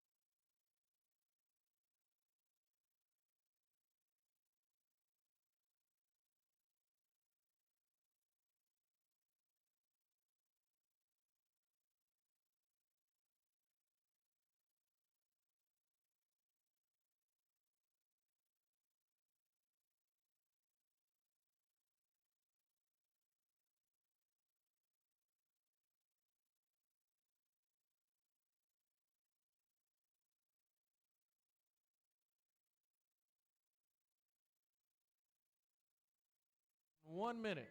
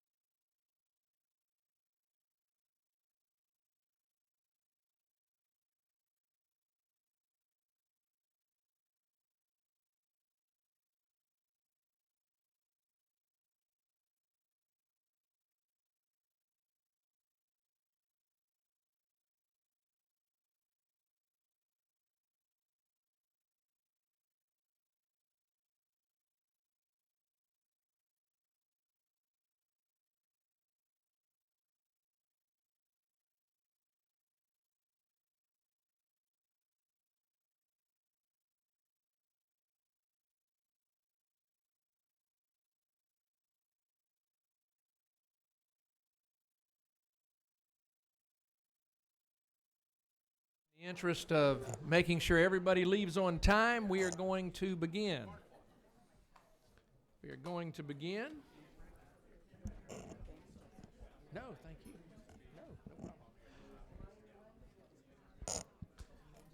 The agenda, and I'm going to go ahead and tell you who's on deck. Who's on first? We're going to begin with Miss Lisa Reisman and Mr. Bill Kaplan, the CEO and COO of Complete Home Care. And on deck will be Miss Irma Lowry and then Miss Camilla Johnson. And so thank you, Ms. Reisman, Mr. Kaplan. Thank you all for being here today. Thank you. Thank you, Mr. Chairman and committee members. Thank you for hearing our pleas. This is Gregory. Gregory has been in our service for 11 years, and he's here to let you know how important his services are. I prepared a little. I'll try to follow it. This is a demanding job, okay? We care for individuals physically, emotionally, socially, and spiritually. We provide physical care, bathe, grooming, dressing, toileting. We are constantly monitoring for triggers of behaviors that can cause outbursts that put us at risk for injury. We are taking individuals to their doctor's appointments, to their dentists, to their places of worship. We are helping individuals work on their goals to live in the community. We spend hours documenting and redoing our documentation until DBHDD is satisfied, until DCH is satisfied, until QLaurent is satisfied, and until our accreditation agency is satisfied, just to name a few. I want to talk to you about our average rate of pay at Complete Care at Home here located in Dunwoody. We are licensed for 16 counties throughout the metropolitan Atlanta area. Our average pay rate for our DSPs is $11.10 per hour, with a range from $10.50 to $14 an hour. You would think that our competition is other home health care agencies, nursing homes, assisted living facilities, mental health facilities, and participant-directed services, which typically pays $1 to $2 per hour more. But our competition is also Walmart. A Google search, they are now paying $13.17 per hour on average. Target is starting everyone at $11 an hour with a promise of $15 per hour by 2020. Fast food chains have been mentioned and other retail stores have been mentioned. But the big one that we're in competition for is people that can afford to pay privately, okay? They are paying privately for one of our DSPs and luring them away from this career. I want to tell you about my turnover rate. In 2017, I hired 115 people. At the end of August last month, 74, that's 64%, were no longer active in my organization over the past 20-month period. In 2018, for the first 8 months, I've already hired 87 people. 27 of those are no longer active. That's 31% have already left voluntarily our company.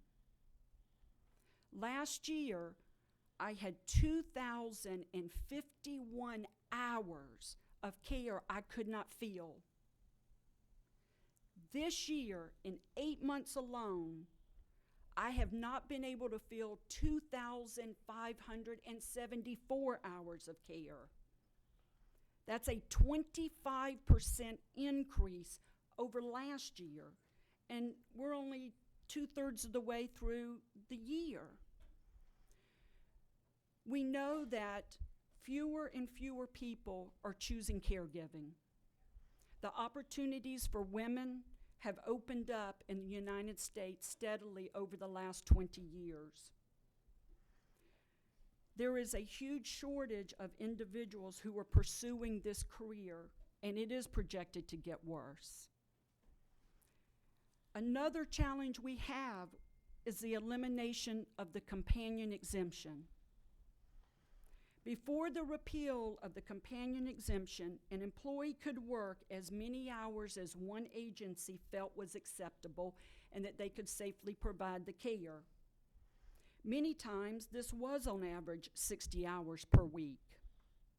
Now, because we are holding employees closely to a 40-hour work week, the employees are now working for 2 to 4 agencies. In 2016, my overtime spent was 2% of payroll. Already for 2018, my overtime has been 6% of my payroll. Thank you, Greg. Medicaid does not reimburse at time and a half when an employee goes over 40 hours. We are hiring tired employees. They're falling asleep on the job because they're working for more than one agency. Greg needs consistency. He needs quality care. That can't be attained without having committed individuals that will take the time to learn his communication style. I want to share with you Flora. Flora is what we need. She's been with Greg for 9 years. Okay? She, Greg's like, hey, hey.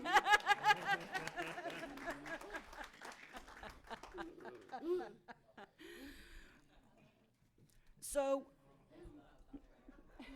he loves her. Very true. So, let me share with you who's applying for these jobs. And it's scary. More and more applicants cannot pass the background check. They cannot pass the basic caregiving test we give. They cannot pass the English proficiency test. They struggle with reading and writing English. When you do have an individual that passes all of the employment criteria and you hire them, you pray that they'll show up for orientation. If they show up for orientation, you pray that they'll show up for work. These positions are considered entry-level positions, and caregiving is a shortstop. Thank you, Greg. Thank you. Each of us here is only one accident or one illness away from needing a caregiver, okay? You may not be aware of the problem today, but an accident on the way home today could change all that, okay? We need consistency. We need quality care. We have to professionalize this career. There has to be a change, a paradigm shift in how society views caregivers. Because those that love this work, if we can draw them into it, the only way to keep them is to pay them. It's hard work. What I would request for Christmas, okay, is I think one of the hardest things is attracting people to this career. I am a nurse practitioner by trade. Nursing is my passion. Caregiving is my passion.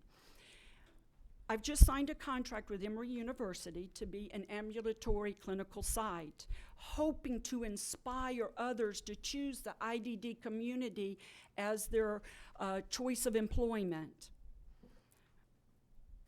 If you could provide dollars to train caregivers for them to go, I'm out of money. My reimbursement doesn't allow me to keep training and training a new workforce over and over.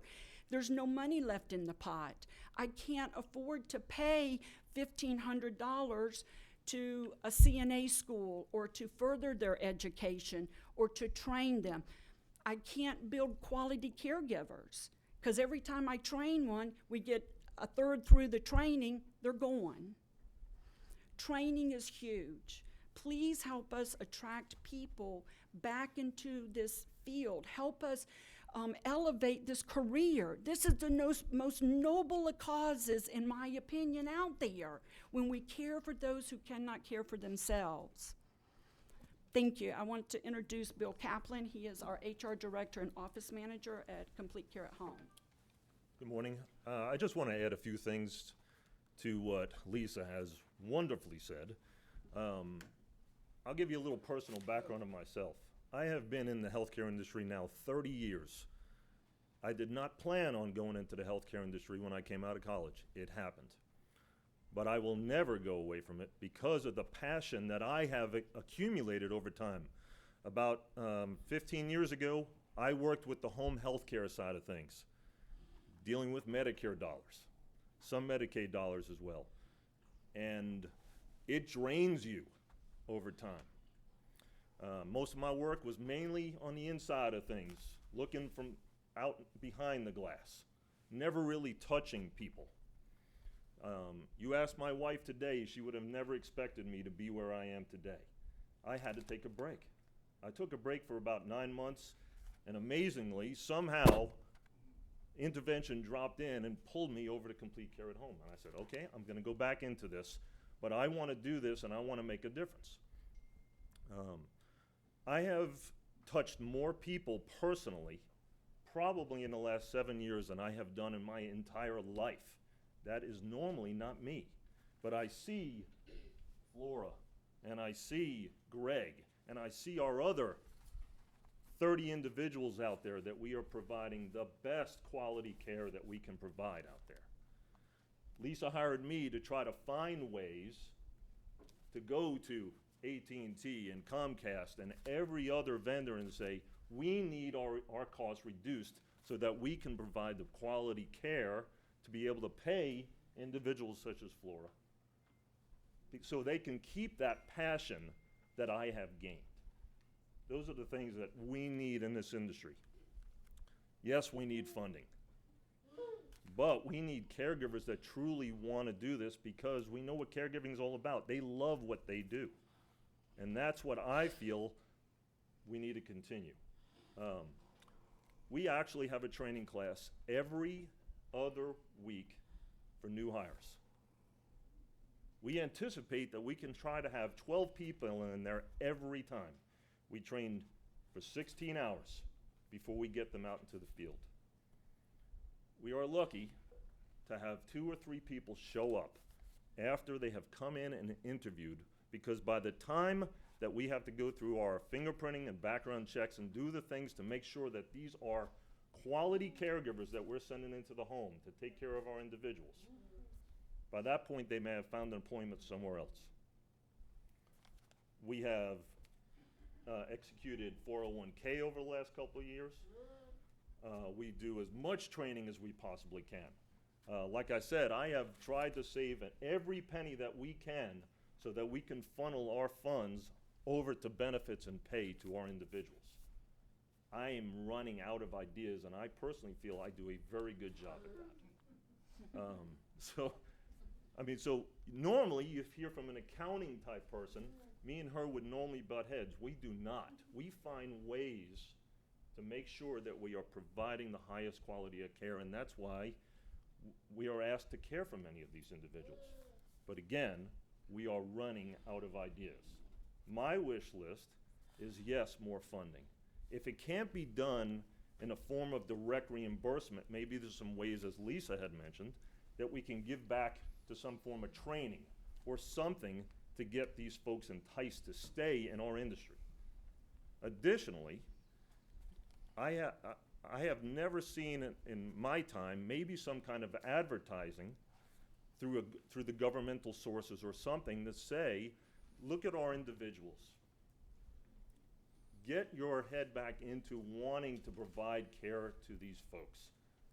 Because that's what, when we see folks like Greg and many of our other clients out there, it builds that passion for people like Flora to say, you know what, I really do want to do this. This is why I got into the healthcare field, because I have that passion. I am a caregiver. Yes, I need to pay my bills, but ultimately, I want to provide that care so that we can make Greg's life wonderful. We have kept him out of the hospital for how many years? I mean, Greg's life is pretty good, is it not? So I mean, he is living a good life. That's my wish for this year. Thank you, sir. Thanks to both of you. Ms. Reisman, I appreciate your passion. I want to mention something as well. First of all, thanks, Greg, for being here. Thank you, Greg. And Flora, what are 9 years with a consistent caregiver? That is phenomenal. And in light of, well, thank you. Thanks to all of you for being here.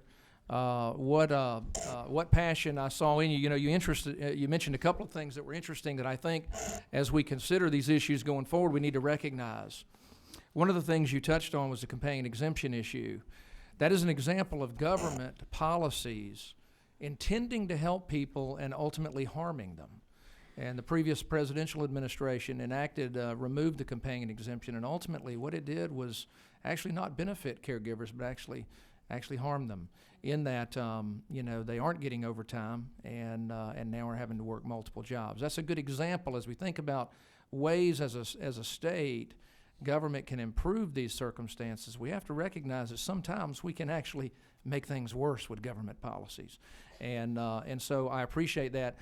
You also mentioned, obviously, the thriving economy. I want to recognize someone who just walked in, who we're going to hold accountable for our booming economy. One of my dear friends and the chairman of economic development in this state, Representative Ron Stevens, also from Savannah, who has done more to probably stimulate economic opportunity in Georgia and raise wages for all of our people than anybody I know, and I just want to thank him for being here. Obviously, that's a two-edged sword. That's great for our people. Correct. The greatest social program, folks, is a job. That's what Ronald Reagan said, and that's the truth. But as we find so many of our people have good jobs, we have to find solutions to the problems that you brought to us here this morning, and thank you for being here. Thank you, Representative Stevens, for being here as well. Are there any questions from the committee as we move on? No? Thank you both for being here. Thank you. Ms. Irma Lowry is up next. Ms. Lowry, where are you from, Ms. Lowry? I'm from Augusta, Georgia. From Augusta, all right. I tell you what, It's my Representative friend. Howard's got all his folks showing up this morning. Amen. Thank you for being here. Good morning, Mr. Chairman, and to the Workforce Committee, and to all the beautiful people that are here today, because I know we are all here for the same purpose. I had this long speech here, but I'm like Carla, my coworker here. If you can't speak from your heart about your passion, it's not your passion. I started this career way back 38 years ago. I've been in this field 38 years, have not lost my passion for what I do. This year, I was honored to receive the 2018 SPAD Award for the state of Georgia. So to Ms. Blakely, I say thank you so much, and to the committee. But with all of that being said, having that award was awesome, but what we do is more awesome.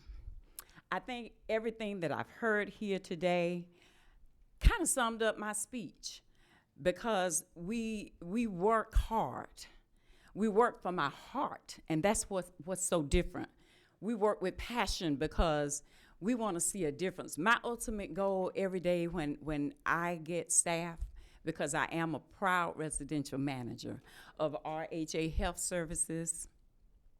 When we get staff, when I do an interview, my ultimate thing to the people that we bring in to try to bring in for help is, I want you to work with a passion. I want this to come from your heart. I want you to know that this is what you want to do. If I take my people out in the community, our IDD population, don't try to mess with my folks, because you mess with me. But I tell them it should be that you want to make a difference. You ought to want to enhance their lives to the utmost. I often hear when we take our people out sometimes, oh, you're special. It takes special people like you to do what you do. No, it takes people like the people we serve to allow us to share in their life and trust us in their life because of what they've been through. So no, they're the special people. So today I'm here for a goal because I speak for every DSA in the state of Georgia. Yes, we are underpaid. As a manager, I cry sometimes because many of our people have had to have 2 jobs. And it does bring a crisis. It brings a crisis because when we need them at a crisis moment, they're on their 2nd job. Or when we need to schedule them, they're on their 2nd job. And sometimes that's a conflict. Continuity, as I heard one of the gentlemen say, is so important. We are their families. We bring that gap, that disconnect from the family to our programs, to us, the providers. See, sometimes the family don't trust us. They don't know if we're providing the right services. But when you're able to make that connection and assure them that, yes, we are providing that service. Yes, we are nurses when they're sick. We're their friends when they're unhappy. We laugh with them. We listen to their stories on a daily basis. We advocate. We speak for those who can't speak for themselves. We speak on their behalf. And when it comes to the care, the medical care, sometimes we have to make decisions that those doctors aren't doing what they're supposed to do. And we change and get other doctors. That's what we do. We spit on, we hit on, we can throw feces at. But guess what? We'll do it all over and over and over again. Why? Because that's what great DSAs do. I call them DSAs, that's what we're called. But we are the DSA professionals. That's what we do. And we'll do it over and over and over again. So today I say to all of you, the Workforce Committee, and all of you, don't stop doing what you're doing. We're going to keep fighting this thing because we are not going to give up on our passion and our love for what we do. So I solicit to you. Only way we're going to bring, and I'm going to tell you something that one of our biggest challenges is drawing men. We need men. We need men in every aspect of our life. Yes, men, we need you. But we need you in the field of IDD. Why? Because sometimes we have some issues we can't handle. And we need some strong men. But guess what? With our salaries, they're not competitive. They can't feed their families off of them. So when we bring them in, and I understand what they mean about the turnover, because we bring them in and we train them. We do the background checks. We do all of that. And guess what? They may stay on the job 2 weeks. And now all that's going down the drain. So I do solicit to you. We do this with a passion, so think enough of us to pay us our worth. And even if you don't, we still gonna stay here, but we asking it because we need it. I thank you for your time, and I'm gonna show you what I'm gonna do for this. This is what we do for this. We speak from our heart, and we serve from our heart. And I'm just gonna leave you with this. The harvest is plenty, but truly the labors are few. Thank you. Thank you, Mrs. Lowry. I believe we have a question or two for you. I have some lights flashing. Representative Donahue, is I am that so your sorry. light? Representative Donahue. Thank you for speaking from the heart. Question, what would the pay be that you think would be satisfactory per hour? $15 an hour would start. Now, I'm gonna tell you, even as a manager, I am so underpaid. I'm talking about my DSPs, my DSPs too. I get upset because we do so many jobs. We're on the bottom of the pole, but we are the most important when it comes to the care. Our DSPs are so underpaid. They work 2 jobs, and not only do that, they look for overtime, which causes them to never be home with their families. I have staff that I can ask at the drop of the dime. They jump at it, but they're always on the job. And so am I. We're never home with our families. Well, you And know, as a manager, to make $1 or $2 more than your staff, that's kind of sad. yes, ma'am. Let me ask you one question earlier, or a point that you made was, we aren't guaranteed our next breath, basically, or what's going to change when we leave here today. A constituent of mine a year ago from this past November was at Publix supermarkets walking out. As she walked out, an 83-year-old man thought he hit the brake, hit the gas, ran over her. She was in a coma for 7 months. For 8 months, I've been dealing with this on a pretty much a daily matter. When she woke up from the coma, her husband and son had to start doing health care. They're not professionals. Every time they would go somewhere, nobody would take her. And then when they did get there, it was just a matter of time before she had to leave. Very, very, not much at verbal, not much in communicating, but getting better with therapy. And one of the biggest things I keep hearing is, well, we train about 10 a month and we lose about 12 a month. And those numbers don't add up. But thank you very much. Thank you. And my wish is we have homes that we get sometime, and they're sitting there for a long period of time before we can get licensed. And there are people that's waiting on the waiting list to be placed in homes. So think about, how do we solve that problem? That's our wish. Thank You have a question from Representative Howard as well. Oh, I'm sorry. Thank you, Ms. Lowry, for coming down and coming to share with this committee. Representative Donahue asked a question that I was going to ask, but the follow-up to that is, What is the $15 is what you are asking or wishing for? What is the pay now? For our agency, we bring in a person at like $9 an hour, $9.27 an hour. Okay. And we have not had a raise in forever. And it's not because they don't want to give us a raise, Okay. you know. And then the managers are right there. Reason and let me tell you why I keep putting managers in there. We're the same position. We just manage, but we do so much more. And so often we are left in the cracks and we're forgotten about. And so I want you to remember that we're all one together. Mm-hmm. And so we will not stop doing what we do, but we do want to be recognized. Everybody wants to be recognized for what they do and be appreciated. And so that's what I leave with you today. So the pay that they're receiving now, is that pretty much across the state? Do we know whether that's an average across the state?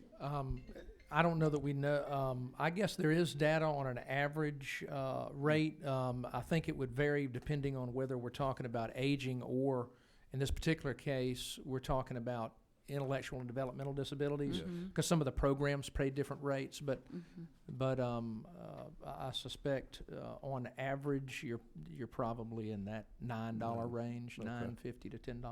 I think. Okay. Thank you. Thank you. Right. Thank you so much, Ms. Lowry. Ms. Johnson. Ms. Johnson, are you here? Oh, thank you.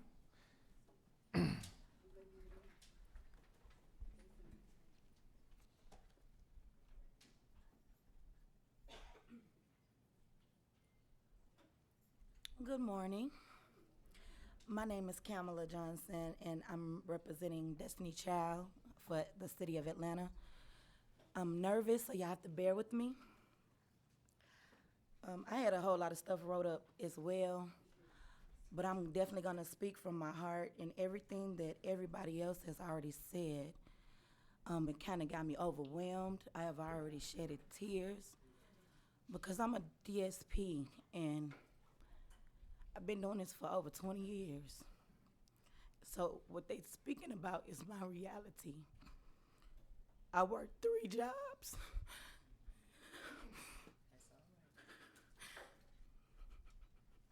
I work 3 jobs. I love what I do, but it just get hard. It truly gets hard. I have a son that's in college. I have a high school child. And when you don't make enough money to provide for your family, they are looking at you. I have a teenage son that I said that's in college. He has a job, and he makes more than me. It is frustrating. I love what I do, but just the thought of when I get my check that I can't even pay my bills, I have to add them together. It hurts. Or sometimes I even have to stoop down and ask my children to help me pay bills. But I have to do what I have to do. But it's all because I was born this way. I was born to be a caregiver, to give. I've been doing it since 3 years old. My family would be asleep and I would put Band-Aids on them. You know, so it's definitely something that I cannot control, that I must do. But we need more. Not only just the DSPs for money, but as well as the individuals, because my birthday was just yesterday. And I went to work, and everybody was like, "You're not off work?" And no, I was not off work. And I worked from 3 o'clock to 12 midnight. And normally my individuals, they be asleep, they go to sleep, and they stay asleep. But what makes this all worthwhile is my individual last night before he went to bed. He put a sticky note behind his clothes that they cling on the door. And I asked him, I said, is that note for me? And he said, yes. And so we may not be family to them, but I asked him because when he drew what he drew, I was confused and I didn't know what it really meant. So I said, Gerald, what does this mean? Is this a picture or is it saying something? And he said, I love you. And you can actually, once he told me what it meant, you can look at the picture and you can see, even though things were in the wrong place, but you can notice that he really meant that he loved me because he drew a heart. He didn't have any, no crayons or anything to color it in, but he drew the heart and he colored it in with a pen. And so he had the heart first with the I in the middle and then the U, which means that he truly loved me. It was not something that I had to make him do or that I even asked for. There was something that came from his heart. So not only do they touch our lives, but they touch our lives and we touch theirs. So it's hard as a adult, like I said before, to go in this profession and stay in it when things get so overwhelming. You know, and I've been struggling with this for 20 plus years, not just being a DSP, but I am a CNA as well. I've been trying to go back to further my education. I don't have the funds to do so. I even had insurance. I couldn't keep up to where I don't have insurance anymore because I can't afford it because I got to pay my bills and keep food, keep the lights on and stuff. So something has to give. Like right now, I'm not insured. So it's hard, even with just going every day with keeping gas in the car, or not even if you don't use your car, just transportation, things of that nature. Throughout the week, my car broke down. I've been using Uber and Lyft every day. I pay $25 one way. That's $50 a day. That's over half of my check that I get in 1 week. So I have to. It's not that I want to. I have to work another job. There's not an if, ands, or buts about it. I have to, or I will be homeless.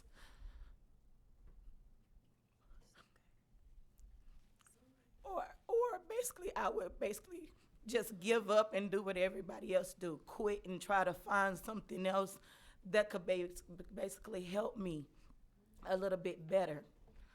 But I'm choosing to trust God that there will be better, not even just for myself, but for the individuals as well. And I thank y'all for listening to me. And my Christmas list wish would be, just out of everything that everybody said today, consider us and think about us because we all matter. Thank you, Ms. Johnson. Wonderful testimony, and I want you to know that we're here today discussing how we keep people that have that kind of compassion and that kind of heart, that we make sure that we have the ability to keep those individuals doing what they were born to do, as you described it. So powerful. Thank you for being here. Miss Amanda Hobbs is up next with Easter Seals. And then on deck will be David Wilbur of Diversified Enterprises. Mrs. Hobbs, thank you for being here. Good morning. You know, I feel a little bit disadvantaged here. Everybody here is from Atlanta or this area. I'm from South Georgia. Me too, by the way. Yeah, but we're a little bit closer to Florida. So I am from Easter Seals, Southern Georgia. I live in Irwin County. Our private nonprofit serves 60 counties in the very southern parts of South Georgia. You know, one of the things that a lot of people misperceive about South Georgia, I think, is that everything moves a lot slower. Well, maybe it does move a lot slower, but that doesn't mean it always costs a lot less. And I'm here to say that I'm shocked by some of the things these guys have said this morning. You're going to be pleasantly surprised, I think, to hear our rate of pay. We are paying more than some of these other providers, and I'm telling you, I'm shocked. But I'm going to tell you how we did it, and then I'm going to tell you what we need from you guys to make sure that we can stay with this moving target. This is not something you can say, okay, yay, hey, we're here, we're done. It's going to continue to be a number that we're chasing for all of these years to come on that X curve as this demand for caregivers increases nationally, in Georgia, and in South Georgia. So all of these folks that need services are our neighbors. But for Easter Seals, these are our customers. We owe them the best service we can possibly give them. You know, Mr. Waits earlier made a comment that how would you feel if you came home to a stranger in your home and they're there to care for you, take care of you? You know, that really resonated with me, and I'm like, I talk turnover, I do this work every day, I see the ins and outs of employees on my desk, and I never really looked at them as a stranger.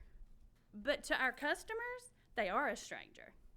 So our barrier to providing that service to these customers is staff. We need a competent, qualified, dedicated workforce, and we don't have it right now. We are rural, as I mentioned. We operate group homes and apartment complexes in South Georgia. Many of our homes and apartments are in towns with 2 red lights. Not all this mess y'all have out here that I had to fight through this morning. We have respite homes in 3 of our South Georgia towns that you guys only have 1 of in the northern Georgia area. We provide day services to adults where there is no other provider within 30 or 40 miles. Our employees are asked to drive 30 miles out in the country with no cell phone service to go into a home at an 11 o'clock shift change and take care of the Gregs that we have in our communities. These are employees that pay taxes, that provide the Medicaid funding and dollars for the rates that we are reimbursed through. We are a community-based provider. We are not a fancy hospital or facility that has wonderful amenities to offer these employees during their shifts. Shifts are often worked alone, 24 hours a day, 7 days a week, 365 days a year. We never close. Some of these precious individuals do not have family to come visit them or pick them up or tell them they love them. Our DSPs are their family. We do all of this for more than 5,500 Georgians in these 60 counties. We literally cover the entire bottom portion of the state. We're talking about Georgians that provide these services that live paycheck to paycheck, and literally every dollar makes a difference. Employees who showing up to work or not can literally be life or death for the ones they care for. How do we attract the top talent in this workforce? Isn't that what our customers deserve? My department, the Human Resources Department, is tasked with finding staff to care for and love these individuals. Sadly, it is not uncommon for me to schedule 10 to 15 candidates for interview in a day, and have less than half actually even show up to the interview. Not to mention the criminal background checks and getting them and praying that they show up to training on day 1.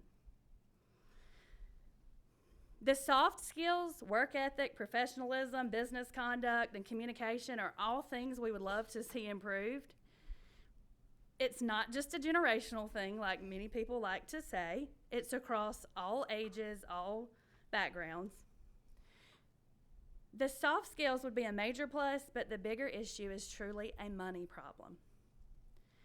It takes special people to genuinely care for another person and take care of their every need. It's a hard job, physically and emotionally demanding. It is a rewarding job. It's the dirty work. That's why a lot of people won't do it. It's diapering, feeding, wiping, bathing, dressing, and cleaning behind another person. It's long removed from the days of just companion sitting. It's physical labor. We are largely staffed with DSPs and LPNs at our locations. DSPs at Easter Seals are required to have CNA certification, and LPNs are, of course, licensed practitioners. Our biggest challenge with these DSPs is that required certification of CNA with both positions the awareness that our community-based jobs exist. Almost everyone obtains these credentials and rushes to the hospitals and nursing homes, often at higher rates of pay with shift differentials from community providers that do control the revenue they have coming in. However, even those employers are facing crisis as we are. When expenses increase at Easter Seals, we don't have the luxury of raising the cost of goods sold in our industry, such as retail, food, or even other service businesses. Think of the price you paid for a service 15 years ago. Is it the same in 2018 as it was in 2003? How often has it changed? And I bet it increased every single time. We have to create a way for providers to know that there will be increases in the rates they are reimbursed for services so that they can afford the expenses when they do increase, including the largest expense, labor. We have seen minimum wage rates, both federally and the Walmart wage, increase phenomenally, all with no increases to waiver rates in more than a decade, until recently. The Department of Behavioral Health did a study a couple of years ago based on the actual cost to provide services. Easter Seals was very fortunate to have participated in this study. Our Chief Operating Officer and financial team provided lots of work as to what the actual cost of providing these 24/7 services are. This was an enormous step in the right direction, but it can't stop here. We are chasing a moving target. The cost of providing this service will continue to increase more and more every year. If we are showing caregivers this is truly a career and not paycheck to paycheck, the labor expenses will continue to rise and rates for services must also. You know, the last young lady up here referenced that she wanted to go back to school. Do you know how many times I hear from candidates in interviews that I'm interviewing for a CNA job and they say, well, you ask them a question. One of my favorite questions is, what's your 5-year plan? And almost always they say, I want to go to school to be an LPN or an RN or some lofty goal. Why isn't being a caregiver enough? We talk about all these needs, this ever-increasing demand of caregivers. If they all went back to school to be LPNs and RNs, we still wouldn't have enough caregivers. We need this to be enough. It needs to be seen as a career that we can compensate as a career, not just an entry-level stepping stone to the next level. We need a mandate to require an increase to the rates of services provided for reimbursement. In 2017, Easter Seals experienced a record 53% turnover rate. This is only slightly higher than the national average going through this same crisis. Something has to be done. As I mentioned, Easter Seals was honored to participate in that cost study by the department to determine the cost of services provided. This enabled significant rate increases for services across many of our program lines. This added funding to cover our expenses, all with the goal of putting it right back where it should be, rewarding our caregivers and showing them the value for a job well done. This past spring, I approached our board of directors with a solution to save us money and provide a better quality service. The continuity of care we all hope for, that would also reduce our turnover. I basically painted them the picture of the crisis we've heard this morning. Either we continue this way and it gets worse, or we take drastic steps to begin to fix it. We needed money. At the beginning of our meeting, our rate of pay for DSPs was $9.05 an hour. LPNs were making $15.95 an hour. For reference, this is about $18,000 and $31,000 annually for those two positions. We are a very fiscally responsible agency, and we're still less than the 20th percentile for wages according to the Bureau of Labor Statistics for these positions in our South Georgia regions. This is not competitive wages. I propose that we raise these two positions' rates of pay to at least the 75th percentile for our geographic area. This was huge. Some of my colleagues thought I was crazy. This would be over a $500,000 hit to our annual $15 million budget. No other positions in our organization are even above average. Our board chair basically thought I was determined to keep them in session until they agreed with my proposal. I was, and so they did. We raised DSP wages 27%. Our rate of pay went from $9.05 hourly to $11.50 hourly. Entry wage. Our home managers are now making $13 an hour. LPN wages increased 26% from $15.95 hourly to $20.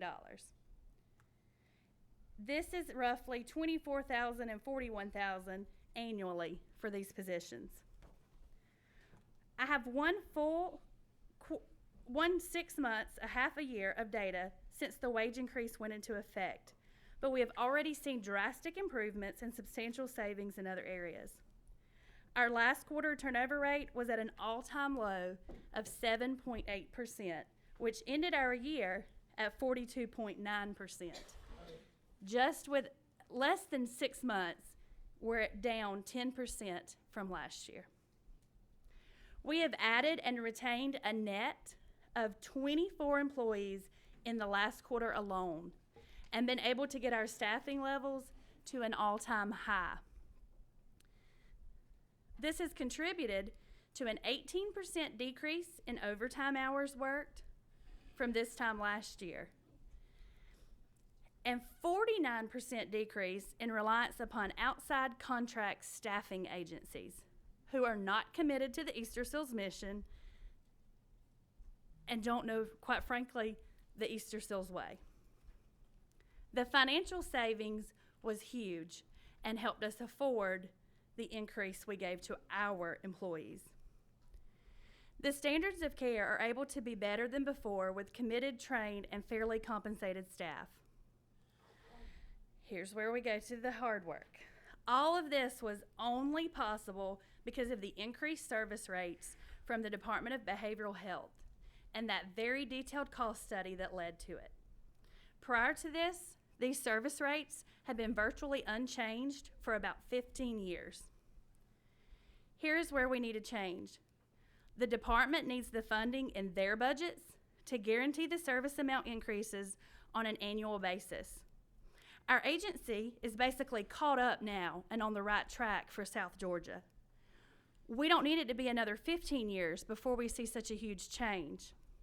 It would be so much better for Easter Seals, you, me, and all of our precious neighbors that need us if we could gradually increase these rates on a steady, consistent basis. Wage rates will always be a moving target and a trend that will be very difficult to stay caught up to. We can't get so far behind again. We are headed for more demand and will not keep up for the next 10 or more years if something isn't in place to protect the service rates for providers. Financial aid for CNA certification is one of the things that I would point out other than the increases for the reimbursement amounts. You know, there was a big shift and change several years ago in technical colleges that the CNA certification is a training for DSPs that what used to be separate by itself, now it's a bigger picture of a degree program or a bigger certification. Again, being a CNA or a DSP needs to be enough. That program was taken out of technical colleges and put into private providers that offer this training and testing. The problem is there's no state dollars for the HOPE grant or any type of funding to help people pay for those classes and the testing that goes along with that. Lastly, as someone before me mentioned, we need awareness. Awareness that these jobs exist and you are not bound to traditional medical, nursing, and caregiver settings such as hospitals and nursing homes. Our caregivers have fun. They are constantly on the go, making memories in our communities with our neighbors. A statewide campaign to promote different types of careers for caregivers would get us attention. I have literally wanted to plaster billboards up and down 75 in South Georgia and along Highway 82 to say, hey, we're here, come work here. You don't have to be in a nursing home taking care of 60 patients. Come to the community-based work settings. I can't afford it. With an aging population, some researchers estimate the number of Americans needing long-term care services could more than double in the next 30 years. The demand for CNAs in 10 years will likely see a 50% increase over today. Now is the time to be proactive. At our agency in the last 10 years, when many businesses faced economic hardships, we have doubled the number of individuals we serve and added more than 100 jobs at our agency alone. People will always need someone to care for them. During this same time, we've lost around 700 caregivers. Some that were just willing to change jobs for a nickel or dime more per hour that will add a few more dollars total on the end of payday and help them buy another tank of gas. We have even lost them to retailers and the food service industry. We need them back.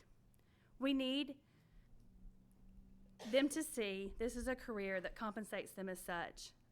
We need to attract the new, highly skilled employees entering the workforce. We have to challenge everyone to look at this through the lens of your own personal life. There will come a day, either by one incident or accident away, or simply age, that you will most likely need a caregiver in your life. What type of employee do you want showing up on your doorstep? Do you want to come home to a stranger in your home? Do you want the employee who is working for you and also 2 or 3 other jobs at the same time? Frantically pulled in all directions so that nothing gets their total focus and attention? That doesn't believe or feel valued enough that this is truly a career since they are barely paid at minimum wage? Do you want the employee to take care of you that has the same skill set to be better paid at the restaurant or fast food location on the corner?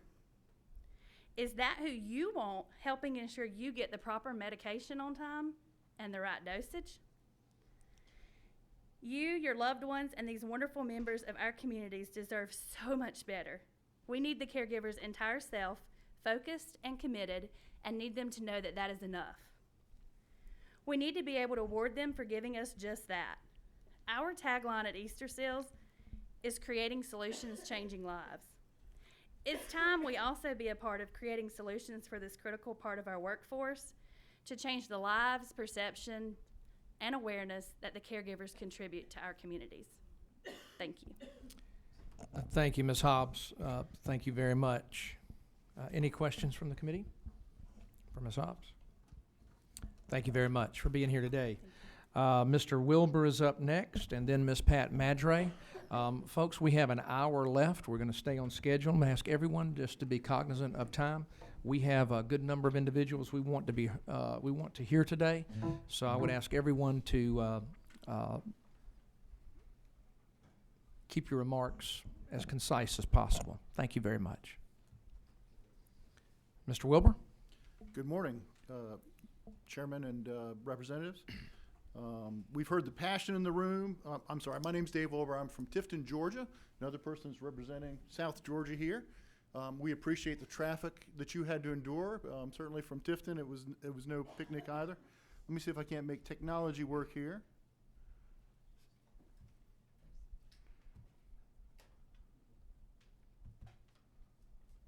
go.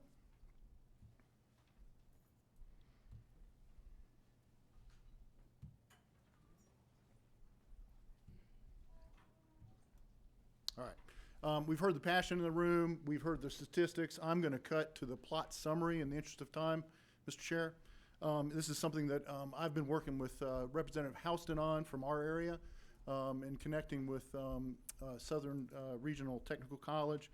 It's a passion of mine. It's been a passion. I was a DSP back in '82. I know I look much younger than that. But I was really fortunate to have a career ladder in my life, and this is really what I want to talk on. So I'm going to skip all this data stuff. And I sort of see, I came, as I told Ms. Tara, I came with sort of some potential solutions. And it's a two-tiered approach in my mind. The first one is really credentialing, and the second one is really wage incentives to support direct support professionals. In with all that goes the SOC method and making sure that they're recognized as a profession and a few other things. But just to sum this up, this is sort of where we're at. So the compensation issue, we had a rate study, as was just mentioned, with Burns & Associates back in 2015 here in Georgia. Burns & Associates used a underfunded average hourly wage to create the current rates that are there. The rates are much better, and we are thankful for that. However, they still used a model that used underfunded wages in our system to create a benchmark. That was $10.63 an hour, as you'll see here. The other piece to this is the credentialing and looking at nationally validated skill and knowledge. The National Association of Direct Support Professionals has a curriculum that I've personally used to help create career ladders for direct support professionals. In my past life, I've not done that here in Georgia. So I want to talk on those two things very quickly. So the tiered wage enhancement rate, I used, again, this model that Burns & Associates put forth at the $10.63 an hour. I will tell you, as a director representing our fine workforce there in Tifton, Georgia, we are starting people at a sad amount of money of $9 per hour. Now, I've introduced several different incentives for folks. So we have pay for performance now, but they don't get a raise. They get performance-based pay. We've also added telemedicine, more annual leave, things that we can control because the rates don't really cover any kind of raise issue because the rates don't go up. Some states, a solution to that, which is easy fix, some states have put a CPI increase every year into the rate system so that as the rates go up, the CPI adjusts the rate to compensate. So if you bring, in 2016 or 2017, we bring the rates up to this current level, if we don't increase them based on the CPI, we'll never get ahead. We'll be back behind again in 15 more years, just as a caution.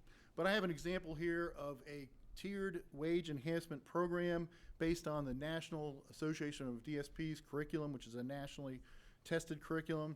And so as people go through this, the average time frame to get certified in these is 9 months. So we're not talking about a quick fix here. But it does create a career ladder for folks to go from a DSP registered with a 1 hour increase, which gets them up to $11.63, all the way to a DSP 3, which potentially could be your next manager or leader at $13.63 an hour. So it's a calculated method to increase wages for folks, give them a career ladder, and also give folks education, as we've heard several people say they'd like to go back to school. That helps to create a career. I had the fortunate the ability to go to school and get a master's degree. I got a master's degree in human resources because we are a human resource business, and so we deserve to give the folks that we support, our DSPs, deserve that opportunity as well. So these are tied to credentialing and reimbursement rates. So it's basically a pass-through. Some states have used a pass-through model to pass through the wages increases directly to the provider, and then the provider passes that wage increase on. So it's not across the board wage increases for all the people that you employ, but rather it's somebody who has the knowledge, skills, and ability and desire to continue to improve themselves can actually earn an increase in their wages and hopefully get towards a more affordable life. And Ohio, I believe, is doing the pass-through model right now. They just started that, I believe, at the beginning of this calendar year. So the NADSP Code of Ethics and DSP core competencies are well known. Many states are using them. I believe New York's using a model of that to create their models. I think Anchor did a nice job of showing what some of the different models states are using to help increase the opportunities for DSPs. Me personally, I've been researching this for a long time. I've tried some things out, and I believe this sort of two-tier method, personally, is a way to go for our great state of Georgia. So I'm going to continue to skip on a little bit. So how do we pay for the credentialing? Georgia has this robust technical college system here. We can take advantage of that and use that across our great state here. And the Centers for Medicaid Services we could do a cost allocation as part of the administrative expenditures and claim those expenditures for these educational programs. So the reimbursement rate would be about half. We're all concerned about money. We're all concerned about increasing the tax base, all those kind of things.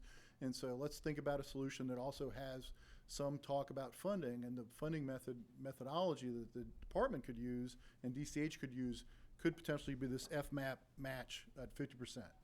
So we're giving people education, we're giving people a career ladder, and it's really the state's putting up half, and the federal government's paying half of that career ladder as well. So great opportunity there, I think, again, to recognize our DSPs. I came with that solution in mind. So what are next steps? It's a partnership. I think you heard that from Anchor. You've heard that from several of the speakers. I think the provider network wants to help. I believe that the state appreciate the representatives here and the House to look at this and study this. I think the Anchor network wants to help. We can do this together, I think, and find a really affordable and creative way to resolve this crisis that's going to hit us pretty hard, and it's already hitting us, quite frankly. Our goal is to provide quality services and supports to Georgia's most vulnerable systems. Diversified Enterprises supports about 110 of some of Georgia's most significantly challenged individuals that many are transitioning out of the state institutions, and we're supportive of the DOJ efforts and the department's efforts to make that transition. But we can't do it without a viable workforce. We can't continue without a viable workforce. And these are ways and methods that we can start to address getting a good quality workforce. I agree with the other speakers on raising awareness about the profession. That's going to be critical. People don't know what DSPs are. They know what a CNA is. And so if you created almost a career path that was similar to CNAs that had the respect nationally, we could do that. And then we need data collection to make sure that what we're doing doesn't need tweaking to make it very successful. So I gave you the full package there of some resources and information. I'm happy to answer any questions the committee may have. Thank you, Mr. Wilburn. Any questions from the committee?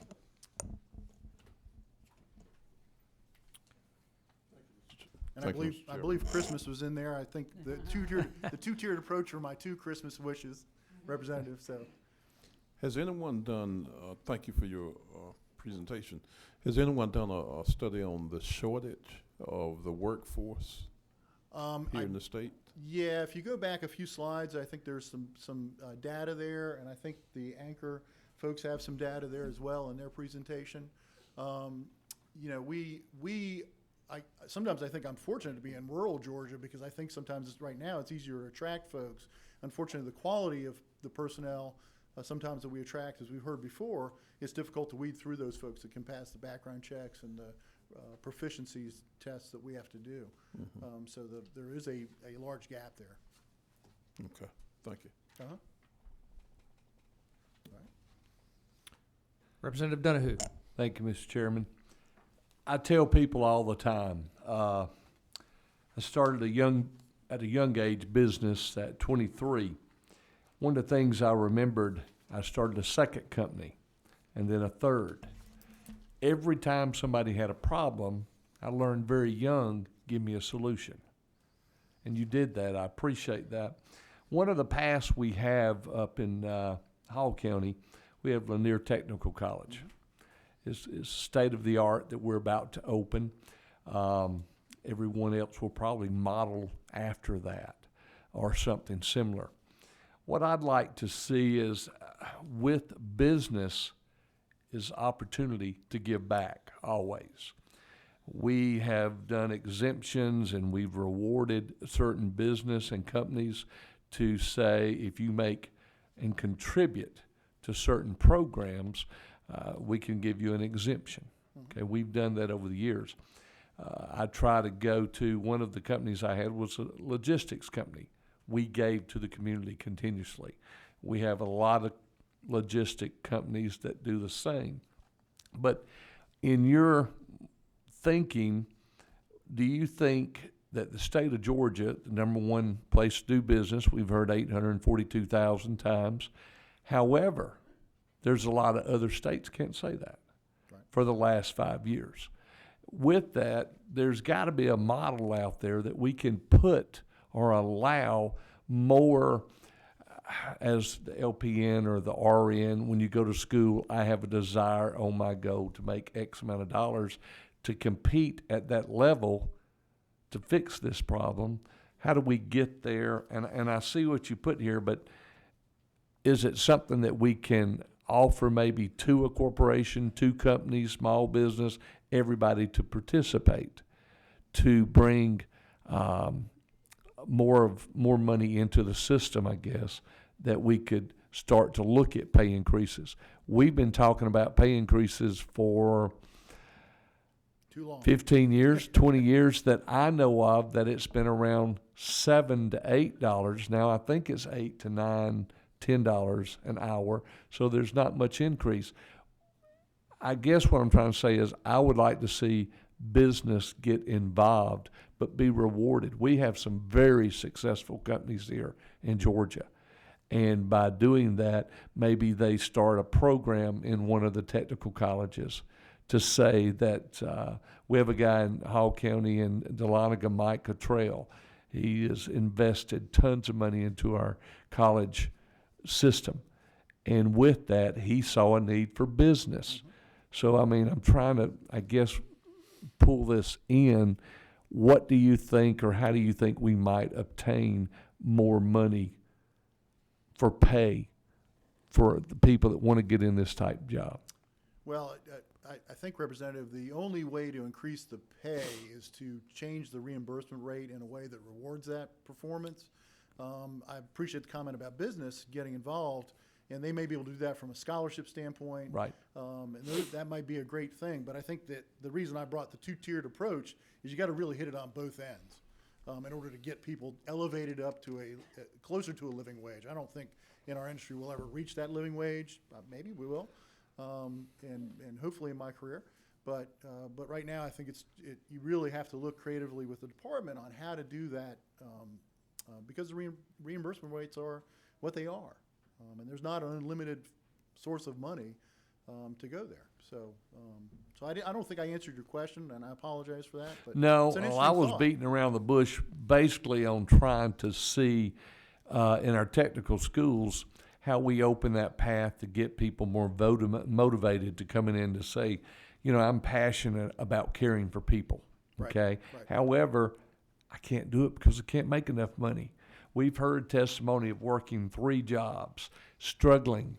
We've heard, just a minute ago, I talked to a young man I've watched grow up about Uber, that he can call Uber.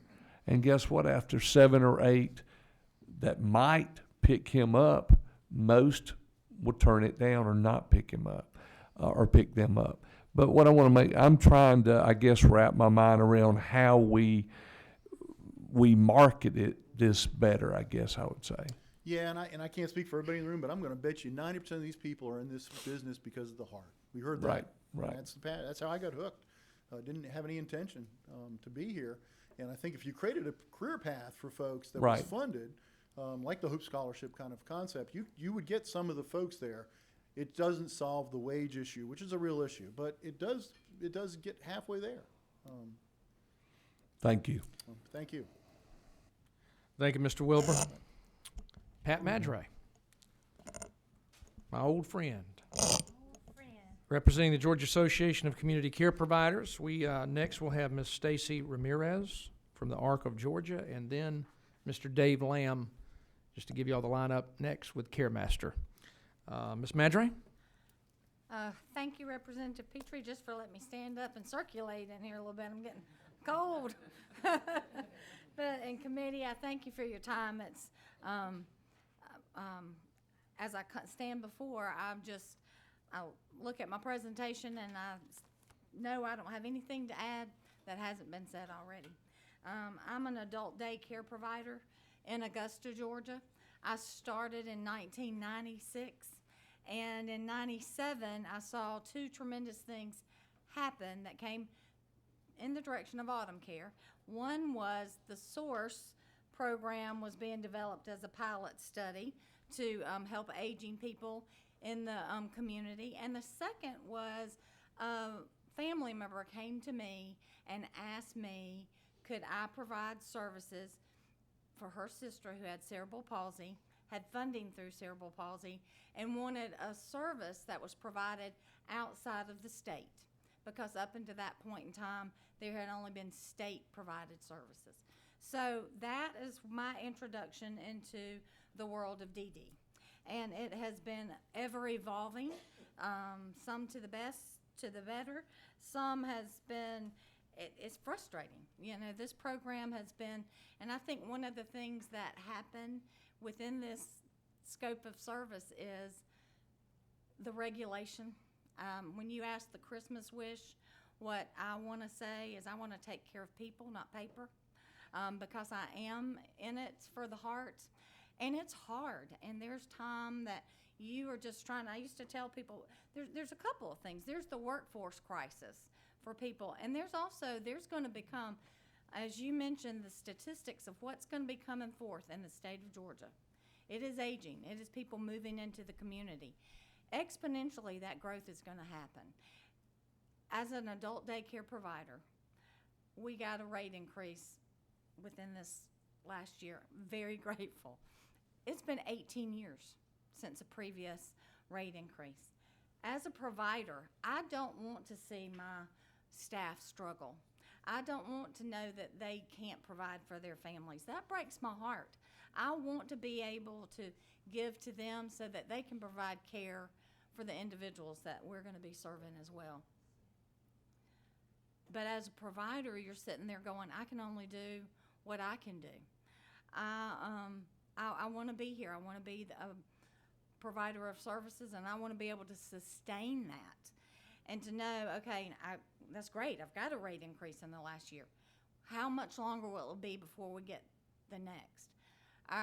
And unfortunately, it is Medicaid waiver. It is Medicaid funding. So when you say, where is the money going to come from? It's going to come from the Georgia taxpayer. It's going to come from the federal match. It's going to come from painful ways that our population needs to understand. These services can be provided, but no, the heart's desire of everybody making great, grand, wonderful wages, there's going to be some growing pains with that. And we are going to have to be wise in how we decide to come. I think the education thing, as a mother of a son that will be graduating in December from a technical education, I have seen what great things it has done for him. And as I'm a resource in our community, that students come to us for a place to do their externships. And they come to me. They have the things in place, the background checks, the things that I need for an employee, they come to me with that. One of the things I've heard it over and over today, you pay $50 for a background check and then the person doesn't show up. Frustrating, frustrating, frustrating. Or you get that background check and it's non-transferable.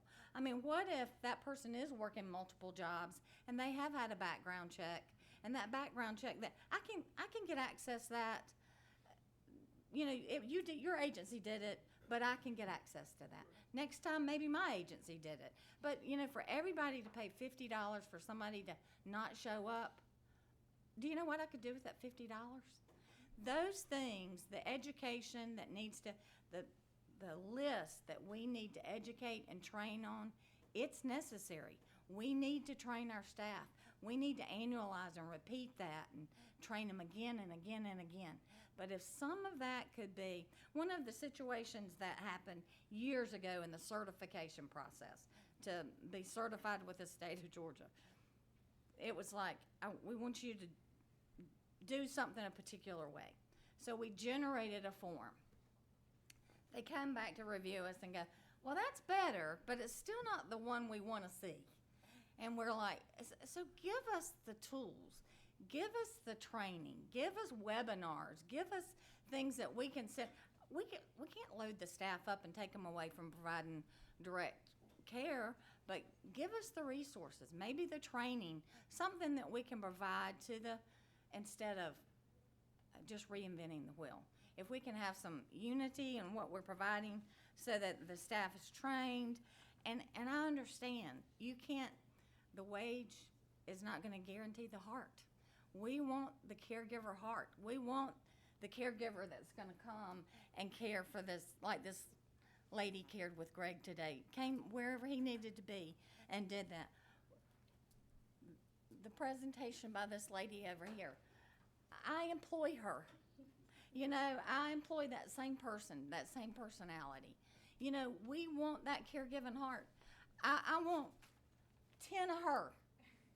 And, you know, everybody else, I want to say, and I have said it before, you need to work with a burger, not a person. Not everybody needs to come into a caregiving arena. I don't want the burger flipper. There's a place for them. I like a good burger. Go do that job.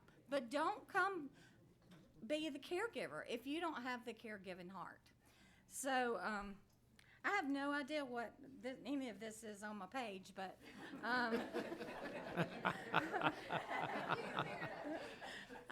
think I've recapped the points because I hear the common point. We need more money. We need it kind of projected into the budgets. I mean, we will, but don't make us come beg every year for please help us. You know that this trend is coming in the state of Georgia. It's going to require funding, and we want to pass it on to our employees. We don't want to live extravagant and travel more. We want to be able to provide the services. We want to sustain a strong business that allows people to be in the community. That's where they want to be, and that's where we want them to be. That's the main thing I've seen in 20 years of business is, you know, to see them more community-based minded. I'm an adult daycare. I hear, you know, sometimes they say, you know, adult daycare, that may not be the thing. Everybody, you know, needs to be in the workforce, and every square peg is not going to fit in the round hole. It cannot be mandated one thing. I'm a medical model of daycare, medical model adult daycare. I meet a need that not everybody's going to be able to go be in the workplace. One of the things I want to offer as a solution is I am a member of the Georgia Association of Community Care Providers. I think a lot of times we see things get put in place that just are not feasible. So as you have the opportunity to move forward and you seek solutions, please call, you know, SPAD or call Gossip and say, give us some providers. Give us your strongest providers in the DD world that can come forward and say, make some recommendations. Because things get put in place and it's not feasible. The list of regulation gets higher, and it just adds to that paper. And I want to take care of the people. So that is my wish list for Christmas. Thank you, appreciate Pat. your time. Any Thank you. questions? All right, Ms. Ramirez. We are going to, I'm going to ask everyone, I'm looking at the list, I'm trying to monitor this, and in the interest of time, we're at 11:26. Going to ask everyone to keep their remarks to less than 5 minutes, okay? Less than 5 minutes. All right. Good morning. Thank you guys for having us. Good morning. Critical. I made the type so big on my computer I can see without my glasses, which is pretty good at my age. I wanted to reflect on, you opened it with, this is a big crowd and the terrible traffic, and I think that the large crowd reflects the importance of what you're doing, and so we really, we're so grateful. My name's Stacy Ramirez. I'm the state director of the ARC Georgia, and we vehemently advocate for the civil and human rights of people alongside, I should say, alongside people with intellectual and developmental disabilities. Our vision is a Georgia where people with intellectual and developmental disabilities and their families are contributing valued members of their communities. We're coming along, but there's a lot of work to do. We're grateful to this study because that can't be done in silo. We've got to work together, and many have already said it. Commissioner Fitzgerald shared that we've got 12,000 people who are in services. Many of those are in residential day programs, and they receive care from families in their own. I am a mom of 3 boys. My middle son has autism. These supports are dependent on well-trained, skilled, paid direct professionals. We've heard this. There are some things that we haven't heard, though. It is important to note that Commissioner Fitzgerald's number is only 25% of the Georgians that need service of providers and direct support. 75% of families who have a loved one with an intellectual developmental disability receive no formal supports, no paid supports. 75%, I think I mentioned that. I'm a mom, as I said, of 3 incredibly wonderful young men. Many of us have heard the stories of my son, Ryan, who is now 24, who does take Uber from Cobb County down to Midtown. He has autism, and he receives no formal paid supports. My paid job is as a state director of the ARC, but my primary position is as a caregiver to my son with autism.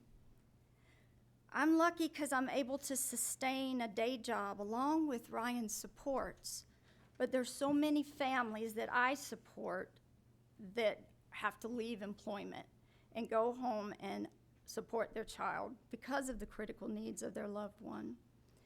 My point to you, the study committee, is to highlight the crisis of this workforce shortage is so much more critical than we can comprehend. If we were to when we reduce the waiting list of just under 6,000 people who are waiting for the waivers, and we begin to meet the needs of those 75% of families like mine, this workforce shortage becomes an epic, staggering crisis. We've heard some statistics, statewide turnover rate of 44.4%, and I do have data. You asked about wages. Do we have data on the wages? So it's called National Core Indicators have reported that the pay of salaries, the average pay in Georgia is $10.30. The starting wage, which we've heard from many, is $9.80. And again, that's reported. But the ARC Georgia went a step further. I wanted to know, so what is a living wage in the state? And I don't think that that's data that we've heard yet.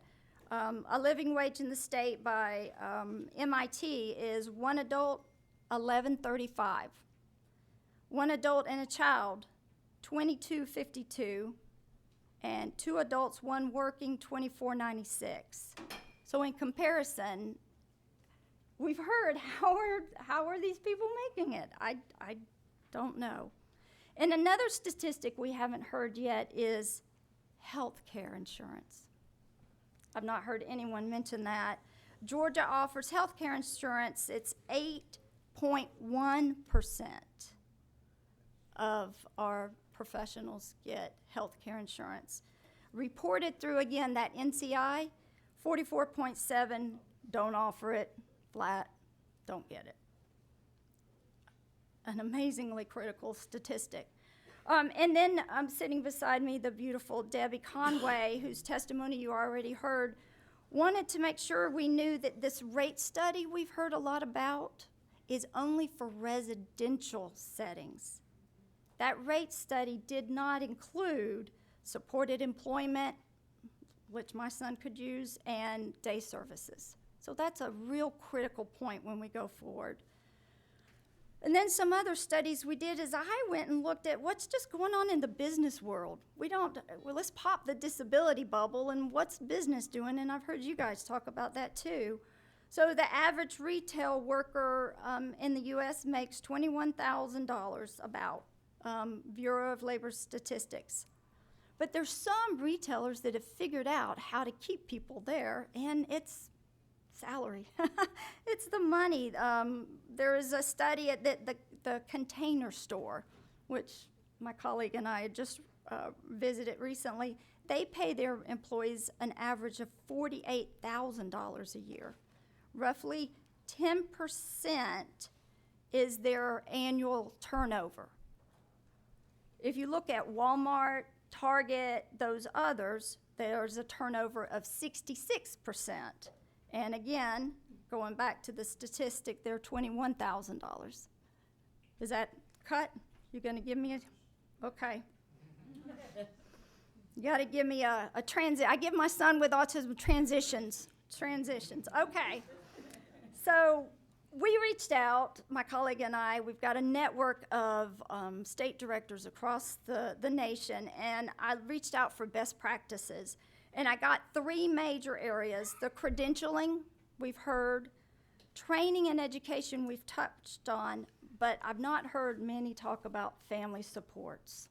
It's critical. South Dakota and Iowa, I'll send this to you, have done some great work around credentialing and working with their legislator.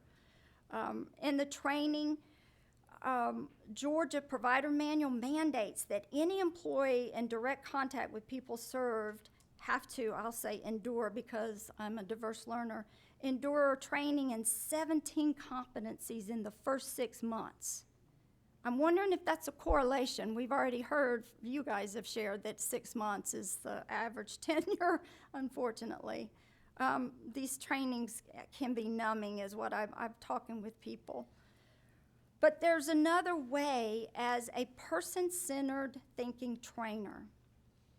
And I hope I have enough time to go through this. There's a process in Georgia that we've spent 12 years investing in this process called person-centered thinking, developed by Michael Smalls and all. It actually informed the home and community-based settings rule. So after 12 years, now we have an organization in Georgia called the Learning Community. And this learning community supports others to learn these person-centered thinking skills, such as, and I'll rush through it, matching. Could you even comprehend we all had to be here super early, so I'm a morning person. My colleague is exact opposite. She comes over to pick me up and I'm, hi, bubbly. What if you were matched, your direct support professional is matched with someone exact opposite? I have a good friend, Betty Thompson. She loves to go and just experience life. She happens to have labels of cerebral palsy. She doesn't use formal language to communicate. She uses a chair. But she loves to go. She's been to the Redwoods. We're going to Hawaii. We go. She's matched with a direct support professional that their whole life is to binge watch. No, opposite, binge watch. They just want to sit and watch TV. It's a terrible, terrible connection. So my point is, and I'll get down to the bottom, there are already great systems in Georgia. The Christmas list is for the 75% that aren't in formal services. I've shared many times with many people a program we're developing called the Arc of Advocacy, and it's a program that will dive deep with families who are in crisis and give those supports in a more informal setting so that we don't always have to rely on formal paid supports. We can do it. We as families who have a child with a developmental disability can do it with sometimes just a little support. Ms. Ramirez, thank you so much. I'm sorry to had to rush you there. That's My duty is to make sure that everyone here is heard, as I committed early on, and so I want to make sure, I have to make sure I do that. So I'm going to hold everybody going forward to 5 minutes, and I'll let you know. I'll hold up my finger when you have 1 minute. There Okay, you Mr. Dave Lamb, another friend who I've known another good man and friend I've known for a long time. Thank you, sir, for being here. Y'all have a handout blue with CareMaster on front of it. I'm going to jump through that, obviously in the interest of time. CareMaster has been a private home care provider in the state of Georgia for going on 33 years. We're located in Griffin. We are an ICWP Medicaid provider. We also do private duty, which includes both caregiving and skilled nursing care, concentrating on the traumatic brain injuries and spinal cord injuries. So we also do some work in those areas in South Carolina and Alabama. Cost impacts. You've already heard the Affordable Care Act, and we've heard how difficult and expensive providing that insurance is. We provide it, those folks that pay for it, but unfortunately it has taken away our ability to increase pay rates. The companion care exemption, for us, it resulted in drive time.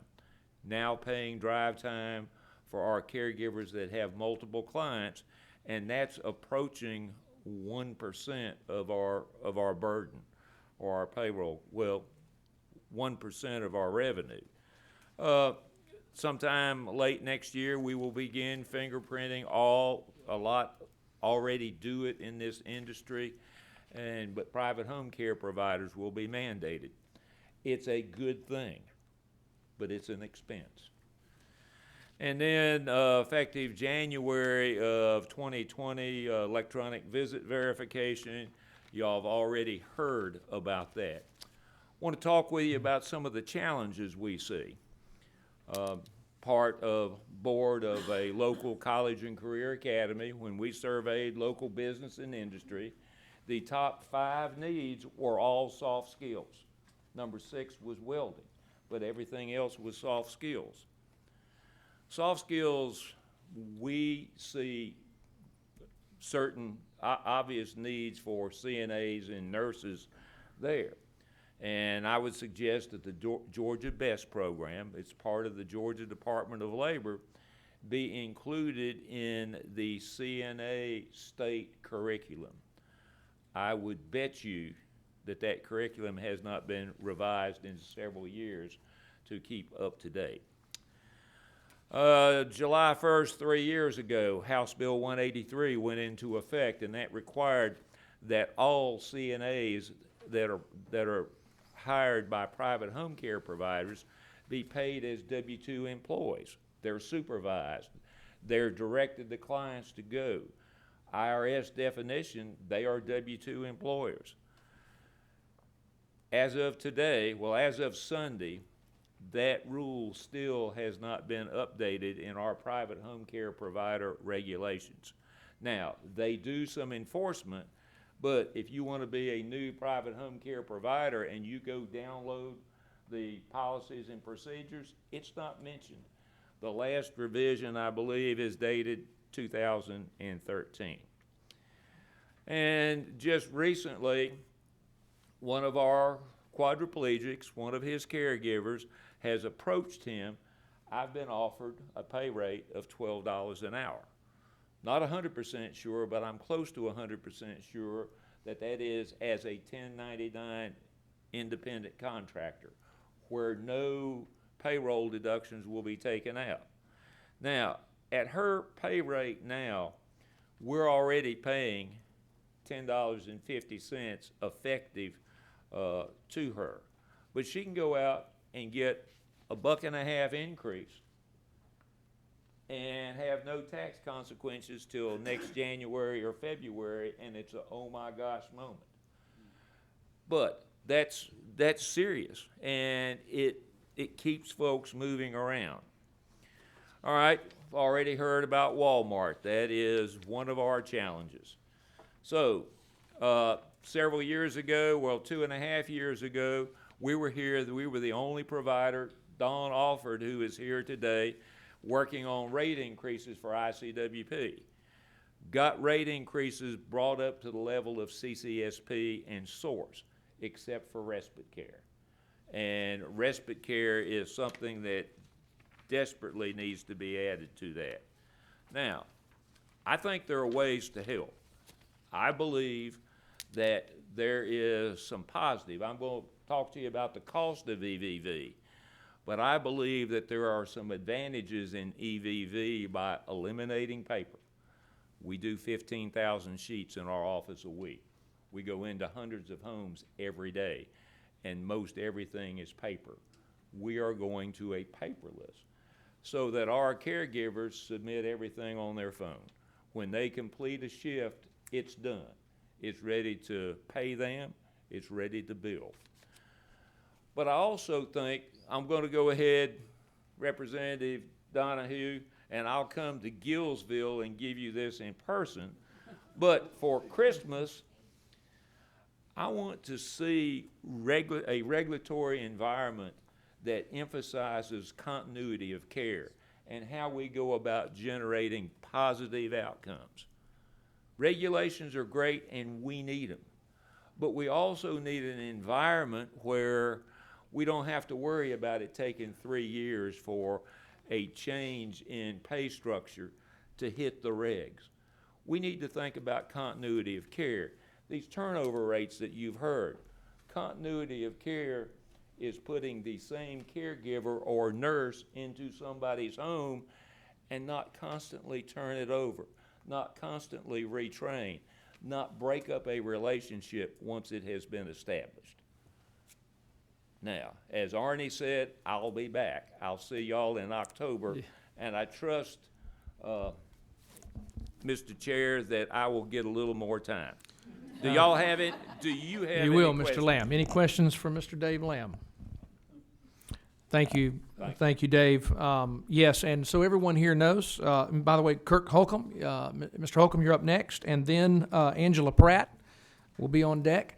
And I just want to mention that, so everyone here is aware, we will be meeting, we're going to discuss after this meeting today, those of us that are here will determine when our next meeting will be. It'll be in about a month. We're going to meet once a month. And we're going to focus, as you noticed, the focus today was on IDD. It's not hard and fast. We've had people speak, other providers here that serve aging, but our focus of the next meeting is going to be more aging-centric, okay? Very well. Mr. Holcomb, thank you for being here. Thanks for having me, and good morning and almost good afternoon, Mr. Chairman and the board. I'm here to provide a unique perspective. I am the Interim Executive Director for Access to Independence, a center of independent living in Columbus, Georgia. And I'm here to share our views on this work shortage, because not only does it affect everyone that came up here and spoke, but it also affects my facility and what we do and how we provide to not only the elderly, as we will go into in our next meeting, but also with people with cognitive disabilities. Our center, we provide many, many different services. It's hard to go into the breakdown of each one, but we have programs that allow, we have teachers that go into the Muskogee County School District and teach and help assist people, including cognitive disabilities and kids who are on 401s and IEPs, learn and teach them skills to get jobs later in life. And then also we have home modification programs where we go out and help people get ramps and door widening done for people who have strokes and now are in wheelchairs and don't have the funds to provide that. And then what pertains to this piece is we have the Money Follows the Person, or the MFP NHT program. And what that does is also with the elderly, but also with the cognitive disability, we help people get out of the nursing home. In order to do that, we have to have a plan set up, and in that plan, we have to have care providers set up. In order, before we can even get them out, to get them set up, we have to have a care plan in place, or individual transition plan. And in that plan, we have to have services set up for that individual, ready to go, so once they get out, they're not sitting there alone or with no help, no support. We have that care provider plan set up So when they get out, they can start living.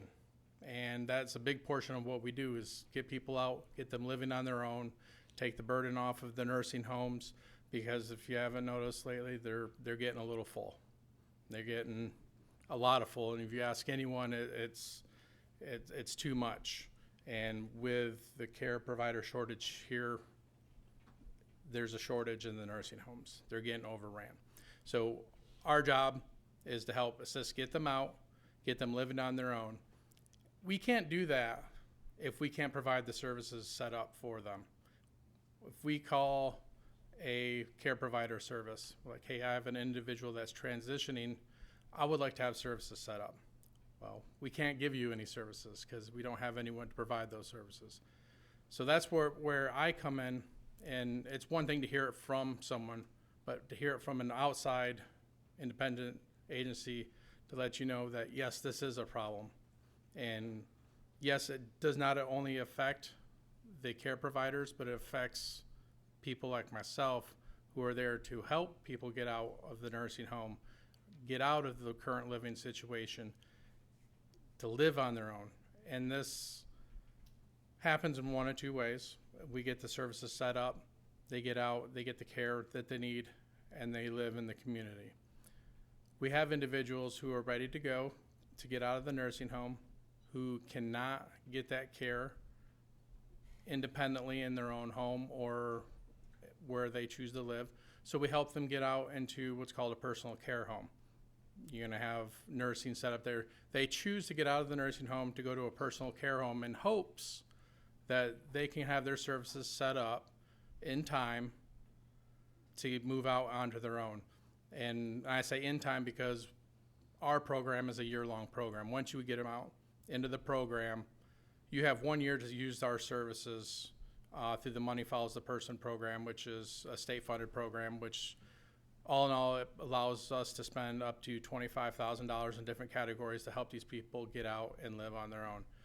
We've had individuals who get out into the personal care home expecting to get housing or in-care services in time, which they were not able to. They went past their year, so now they have to stay in the personal care home because the money that we would help to buy them furniture, buy them food, buy them household goods, household furnishing, stuff that was there for them to use, we can't use now because they went past their year expiration. And so now they're essentially stuck in the nursing home, or not the nursing home, but the personal care home, and they have to provide that money for themselves. It's a vicious cycle. We have a leaky pipe. You stick your finger in a hole to fix it, and another leak shows up.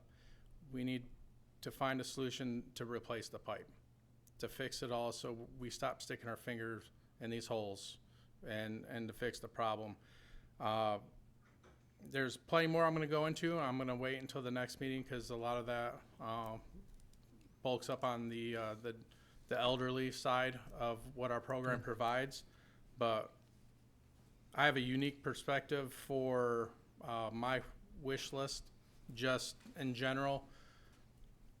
I'm from Columbus. A lot of the people we deal with are military retirees.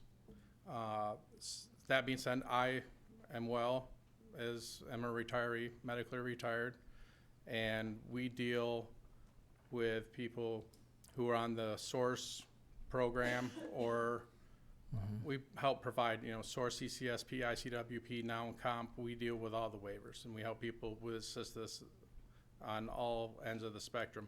But my biggest thing is if we can get your VA disability, payments that are made to you for the sacrifices you made of being injured, not accountable towards your income for SOURCE. Because with that, in order to use SOURCE, you have to have the SSI minimum in order to qualify, which is $750. If you as an individual were collecting 30% disability from the VA and collecting $600 a month or whatever 30% is, you do not qualify for SOURCE. You now qualify for CCSP, and now there's a cost share. So now they're going to take that money from you. in order for the cost share to bring you down to the minimum of $750. The VA does provide an AA, which is aid in attendance, but it does not cover the cost to defray for doing private pay. Someone who requires 5 hours a day, 5 days a week, at $18 an hour is $1,800 a month, to put that in perspective. So in order for you to private pay and still make $750 a month, you have to find $1,800 somewhere. And that's my biggest wish, and I know it's a little geared towards my demographic, but it's something that we should take a look at. Mr. Holcomb, thank you for being here. That's we need to speak to all these demographics, and that's one of them. I would add to I hope you will come back, because we need to talk about. There's a bigger issue with the VA, and that's the aid and attendance and other programs that are available through the Veterans Administration. Oh, I live it every day, I know. You have to be about dead before you qualify. Yes, sir. And actually, it's just the time and the bureau. Much of that, by the way, has improved recently. It has. There's some huge improvements that are taking place, but there's a lot more to be Big done. gaps to Thank fill. you so much for being here and giving us that unique perspective. We Thank you. appreciate it. Look forward to seeing you next time as well. We have, again, in the interest of time, any questions of the committee for Mr. Holcomb? Oh, we have a question? Question? No? I can stay. Well, I'm staying for the whole thing, so if you want to get with hang me around if you would. afterwards. No And problem. Miss Angela Pratt, Thank you. and then we have Mr. Parker Glick. So Angela Pratt, is she here? Oh, she's gone? Oh, okay, Miss Pratt is gone. Mr. Parker Glick. Parker, come on up. And then Miss Jeanette Schnupp. Are you here? Oh, that was Greg's mom. Okay. All right. Well, folks, we have a little more time than I thought, so we're going to be right on time. Let's hold on one second. Parker, we're going to set you up, my friend. Thank you for being here, Parker. Where are you from? Decatur, Georgia. Decatur. All right. All right, Parker. Thank you for being here. Are you with old Charlie Miller there? You don't. Now you better watch out. That's my buddy over there. That's my buddy. That's my buddy now. All right, Parker. Really nervous up. Oh, hey, there it works right there. I hope the setup did not, count down my 5 minutes already. So I just want to make No, sure. not at all. I do want to say thank you to everyone who did speak before me, and thank you guys for giving me this opportunity to testify on behalf and with the study committee. I do find it very important that we change this issue at hand of the shortage of folks, caretakers. I don't remember all these letters or numbers, and I also want to note that I don't have any data or a PowerPoint set up because I unfortunately was not made aware of what was happening today. And I say unfortunately because I am a person that uses Medicaid waiver services, and I feel like it's important that I have the opportunity to share maybe what could be a changing factor and how could we improve this. So with that said, I don't have an intellectual or developmental disability, and I know that that is our topic, our demographic topic today.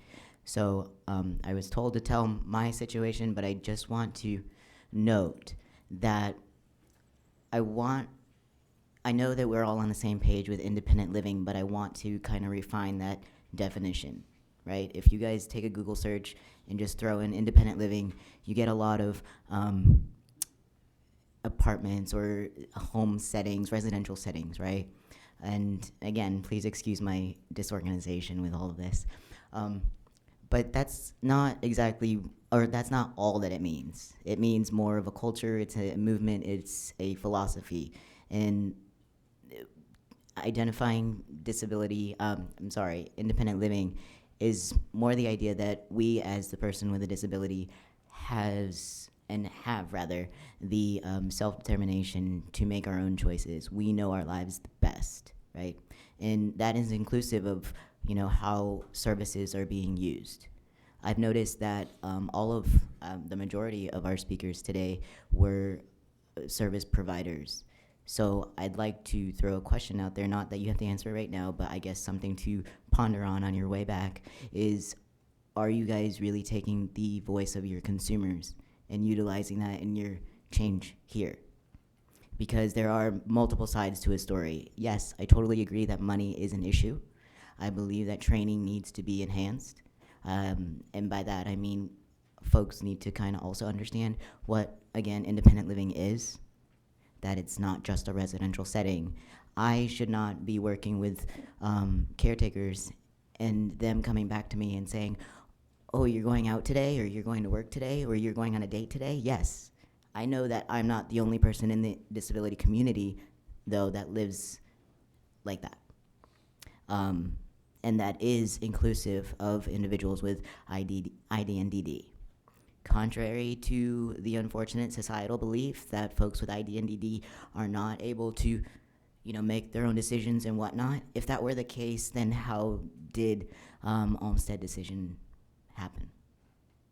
So, I just want to leave you guys, I guess, with the idea of possibly giving us a seat or more seats at the table, and having these larger entities reach out to us for us to be able to share what concerns we may have with this system, because we are the consumers. So if we're not happy, I guess the system's not working right? So I hope that was under 5 minutes. It was probably 30 seconds, but it felt like 30 minutes. Parker, and you've got plenty of time. I You also- actually got us early by 2 minutes. Oh, well, I don't want to withhold food from anybody, and I know hangry is a word. Hangry. But I do, again, please remember that our voices, we do have them. We do want to use them. The point of the caretakers is not to live our lives for us or to do things for us. It's to do it with us. And we have our goals in life. And I say we, I mean the disability community at large. I know we're speaking about, again, ID and DD, but just please try to uplift the voices versus being the voices for us. All right? Well, let me say this. First of all, we'll see if there are any questions. Let me first tell you that, yes, we want everybody, whether it's aging, I began by talking about aging, whether it's intellectual, physical disability, it doesn't matter. This discussion today is about that workforce that serves all of those populations. So please be aware of that. Further, I would emphasize that we absolutely want our advocates here, and all of the, as far as I know, we have, this press release for this study has gone out to all interested parties. I think you're right, and you raise a great point that I'm pleased to hear you emphasize. We do need to make sure that we, maybe again, try to ensure that all our advocacy groups are aware that we're having these meetings, because we certainly need them here, want them here, and have done our best to emphasize this to all of our, and so many of the individuals that are here, that Ms. Dawn over there that I work with so well, and others. We want to make sure that all advocates for themselves and for whatever population we might be part of this discussion are here at the next meeting. And so make sure that you do that. Can I say Thank something? you. Yes, sir. I just want to note that we were addressing tens of thousands of individuals in this state that are receiving services, but there are only like 4 self-advocates potentially here in this room. So that is the point that we need to said. get the voice out there even further if we can. Well said. Any questions from Mr. Parker Glick? A question? Yes, ma'am. All right. Thank you, Parker, and I appreciate you voicing your opinion, because you are the consumer. And I guess we just assumed that everybody that spoke were kind of in touch and giving us your needs. On the Christmas list, I want to hear what the Christmas list is with you. I heard you say uplift your voice as the consumer and to understand residential living, independent living, not residential, correct? Correct. And if you guys are interested in seeking a better definition of that, I encourage you to check out ncil.org, and it gives a more social model perspective of what independent living is. Thank you. And I'd like a fancy new car. Thanks. What a way to end, Mr. Glick. I hope you come back. Let me tell you what, guy, I am the best chairman ever. It's 12 o'clock on the dot. I'll tell you what. That's pretty good. That's pretty good. Anyway, folks, thank y'all for being here, and we hope that, my understanding is everybody got to speak, right? Is there anybody here that wanted to speak that did not get a chance? Okay, I don't want to walk out this door if that's the case. Okay, all right. Yes, Representative Howard. Mm-hmm. Let's see, he's 18, okay. Go ahead, Mr. After we learned about the study committee and knew that we were going to be dealing with some of these issues, you and I talked, and I met with a large group down in Augusta, and I wanted to turn this over to you. Excellent. And I'll email it to you so you'll have it. Okay. Some of the findings we had, and if. And Tara will share that with the entire committee then. Yeah, okay. Thank you. Okay. Thank you, Howard. Okay. Very helpful. Right. Or do you have copies for all of us, or? I do If- have another copy. Well, we'll get, Tara I'll will email it to all of us as I'll mail well. it to, right, good, thank you. Very good. No, thank you. And the representative has already had a meeting with some other we're getting good input from Augusta, I'll tell you that. I see. We Yeah. noticed today, so that's That's great. great, That's great. A great city. My friends, thank y'all for being here. We will probably meet briefly amongst ourselves to discuss our next meeting. And then we will be here to talk to some others of you like Mr. Holcomb that wanted to speak to us afterward. Thank y'all. This meeting is adjourned.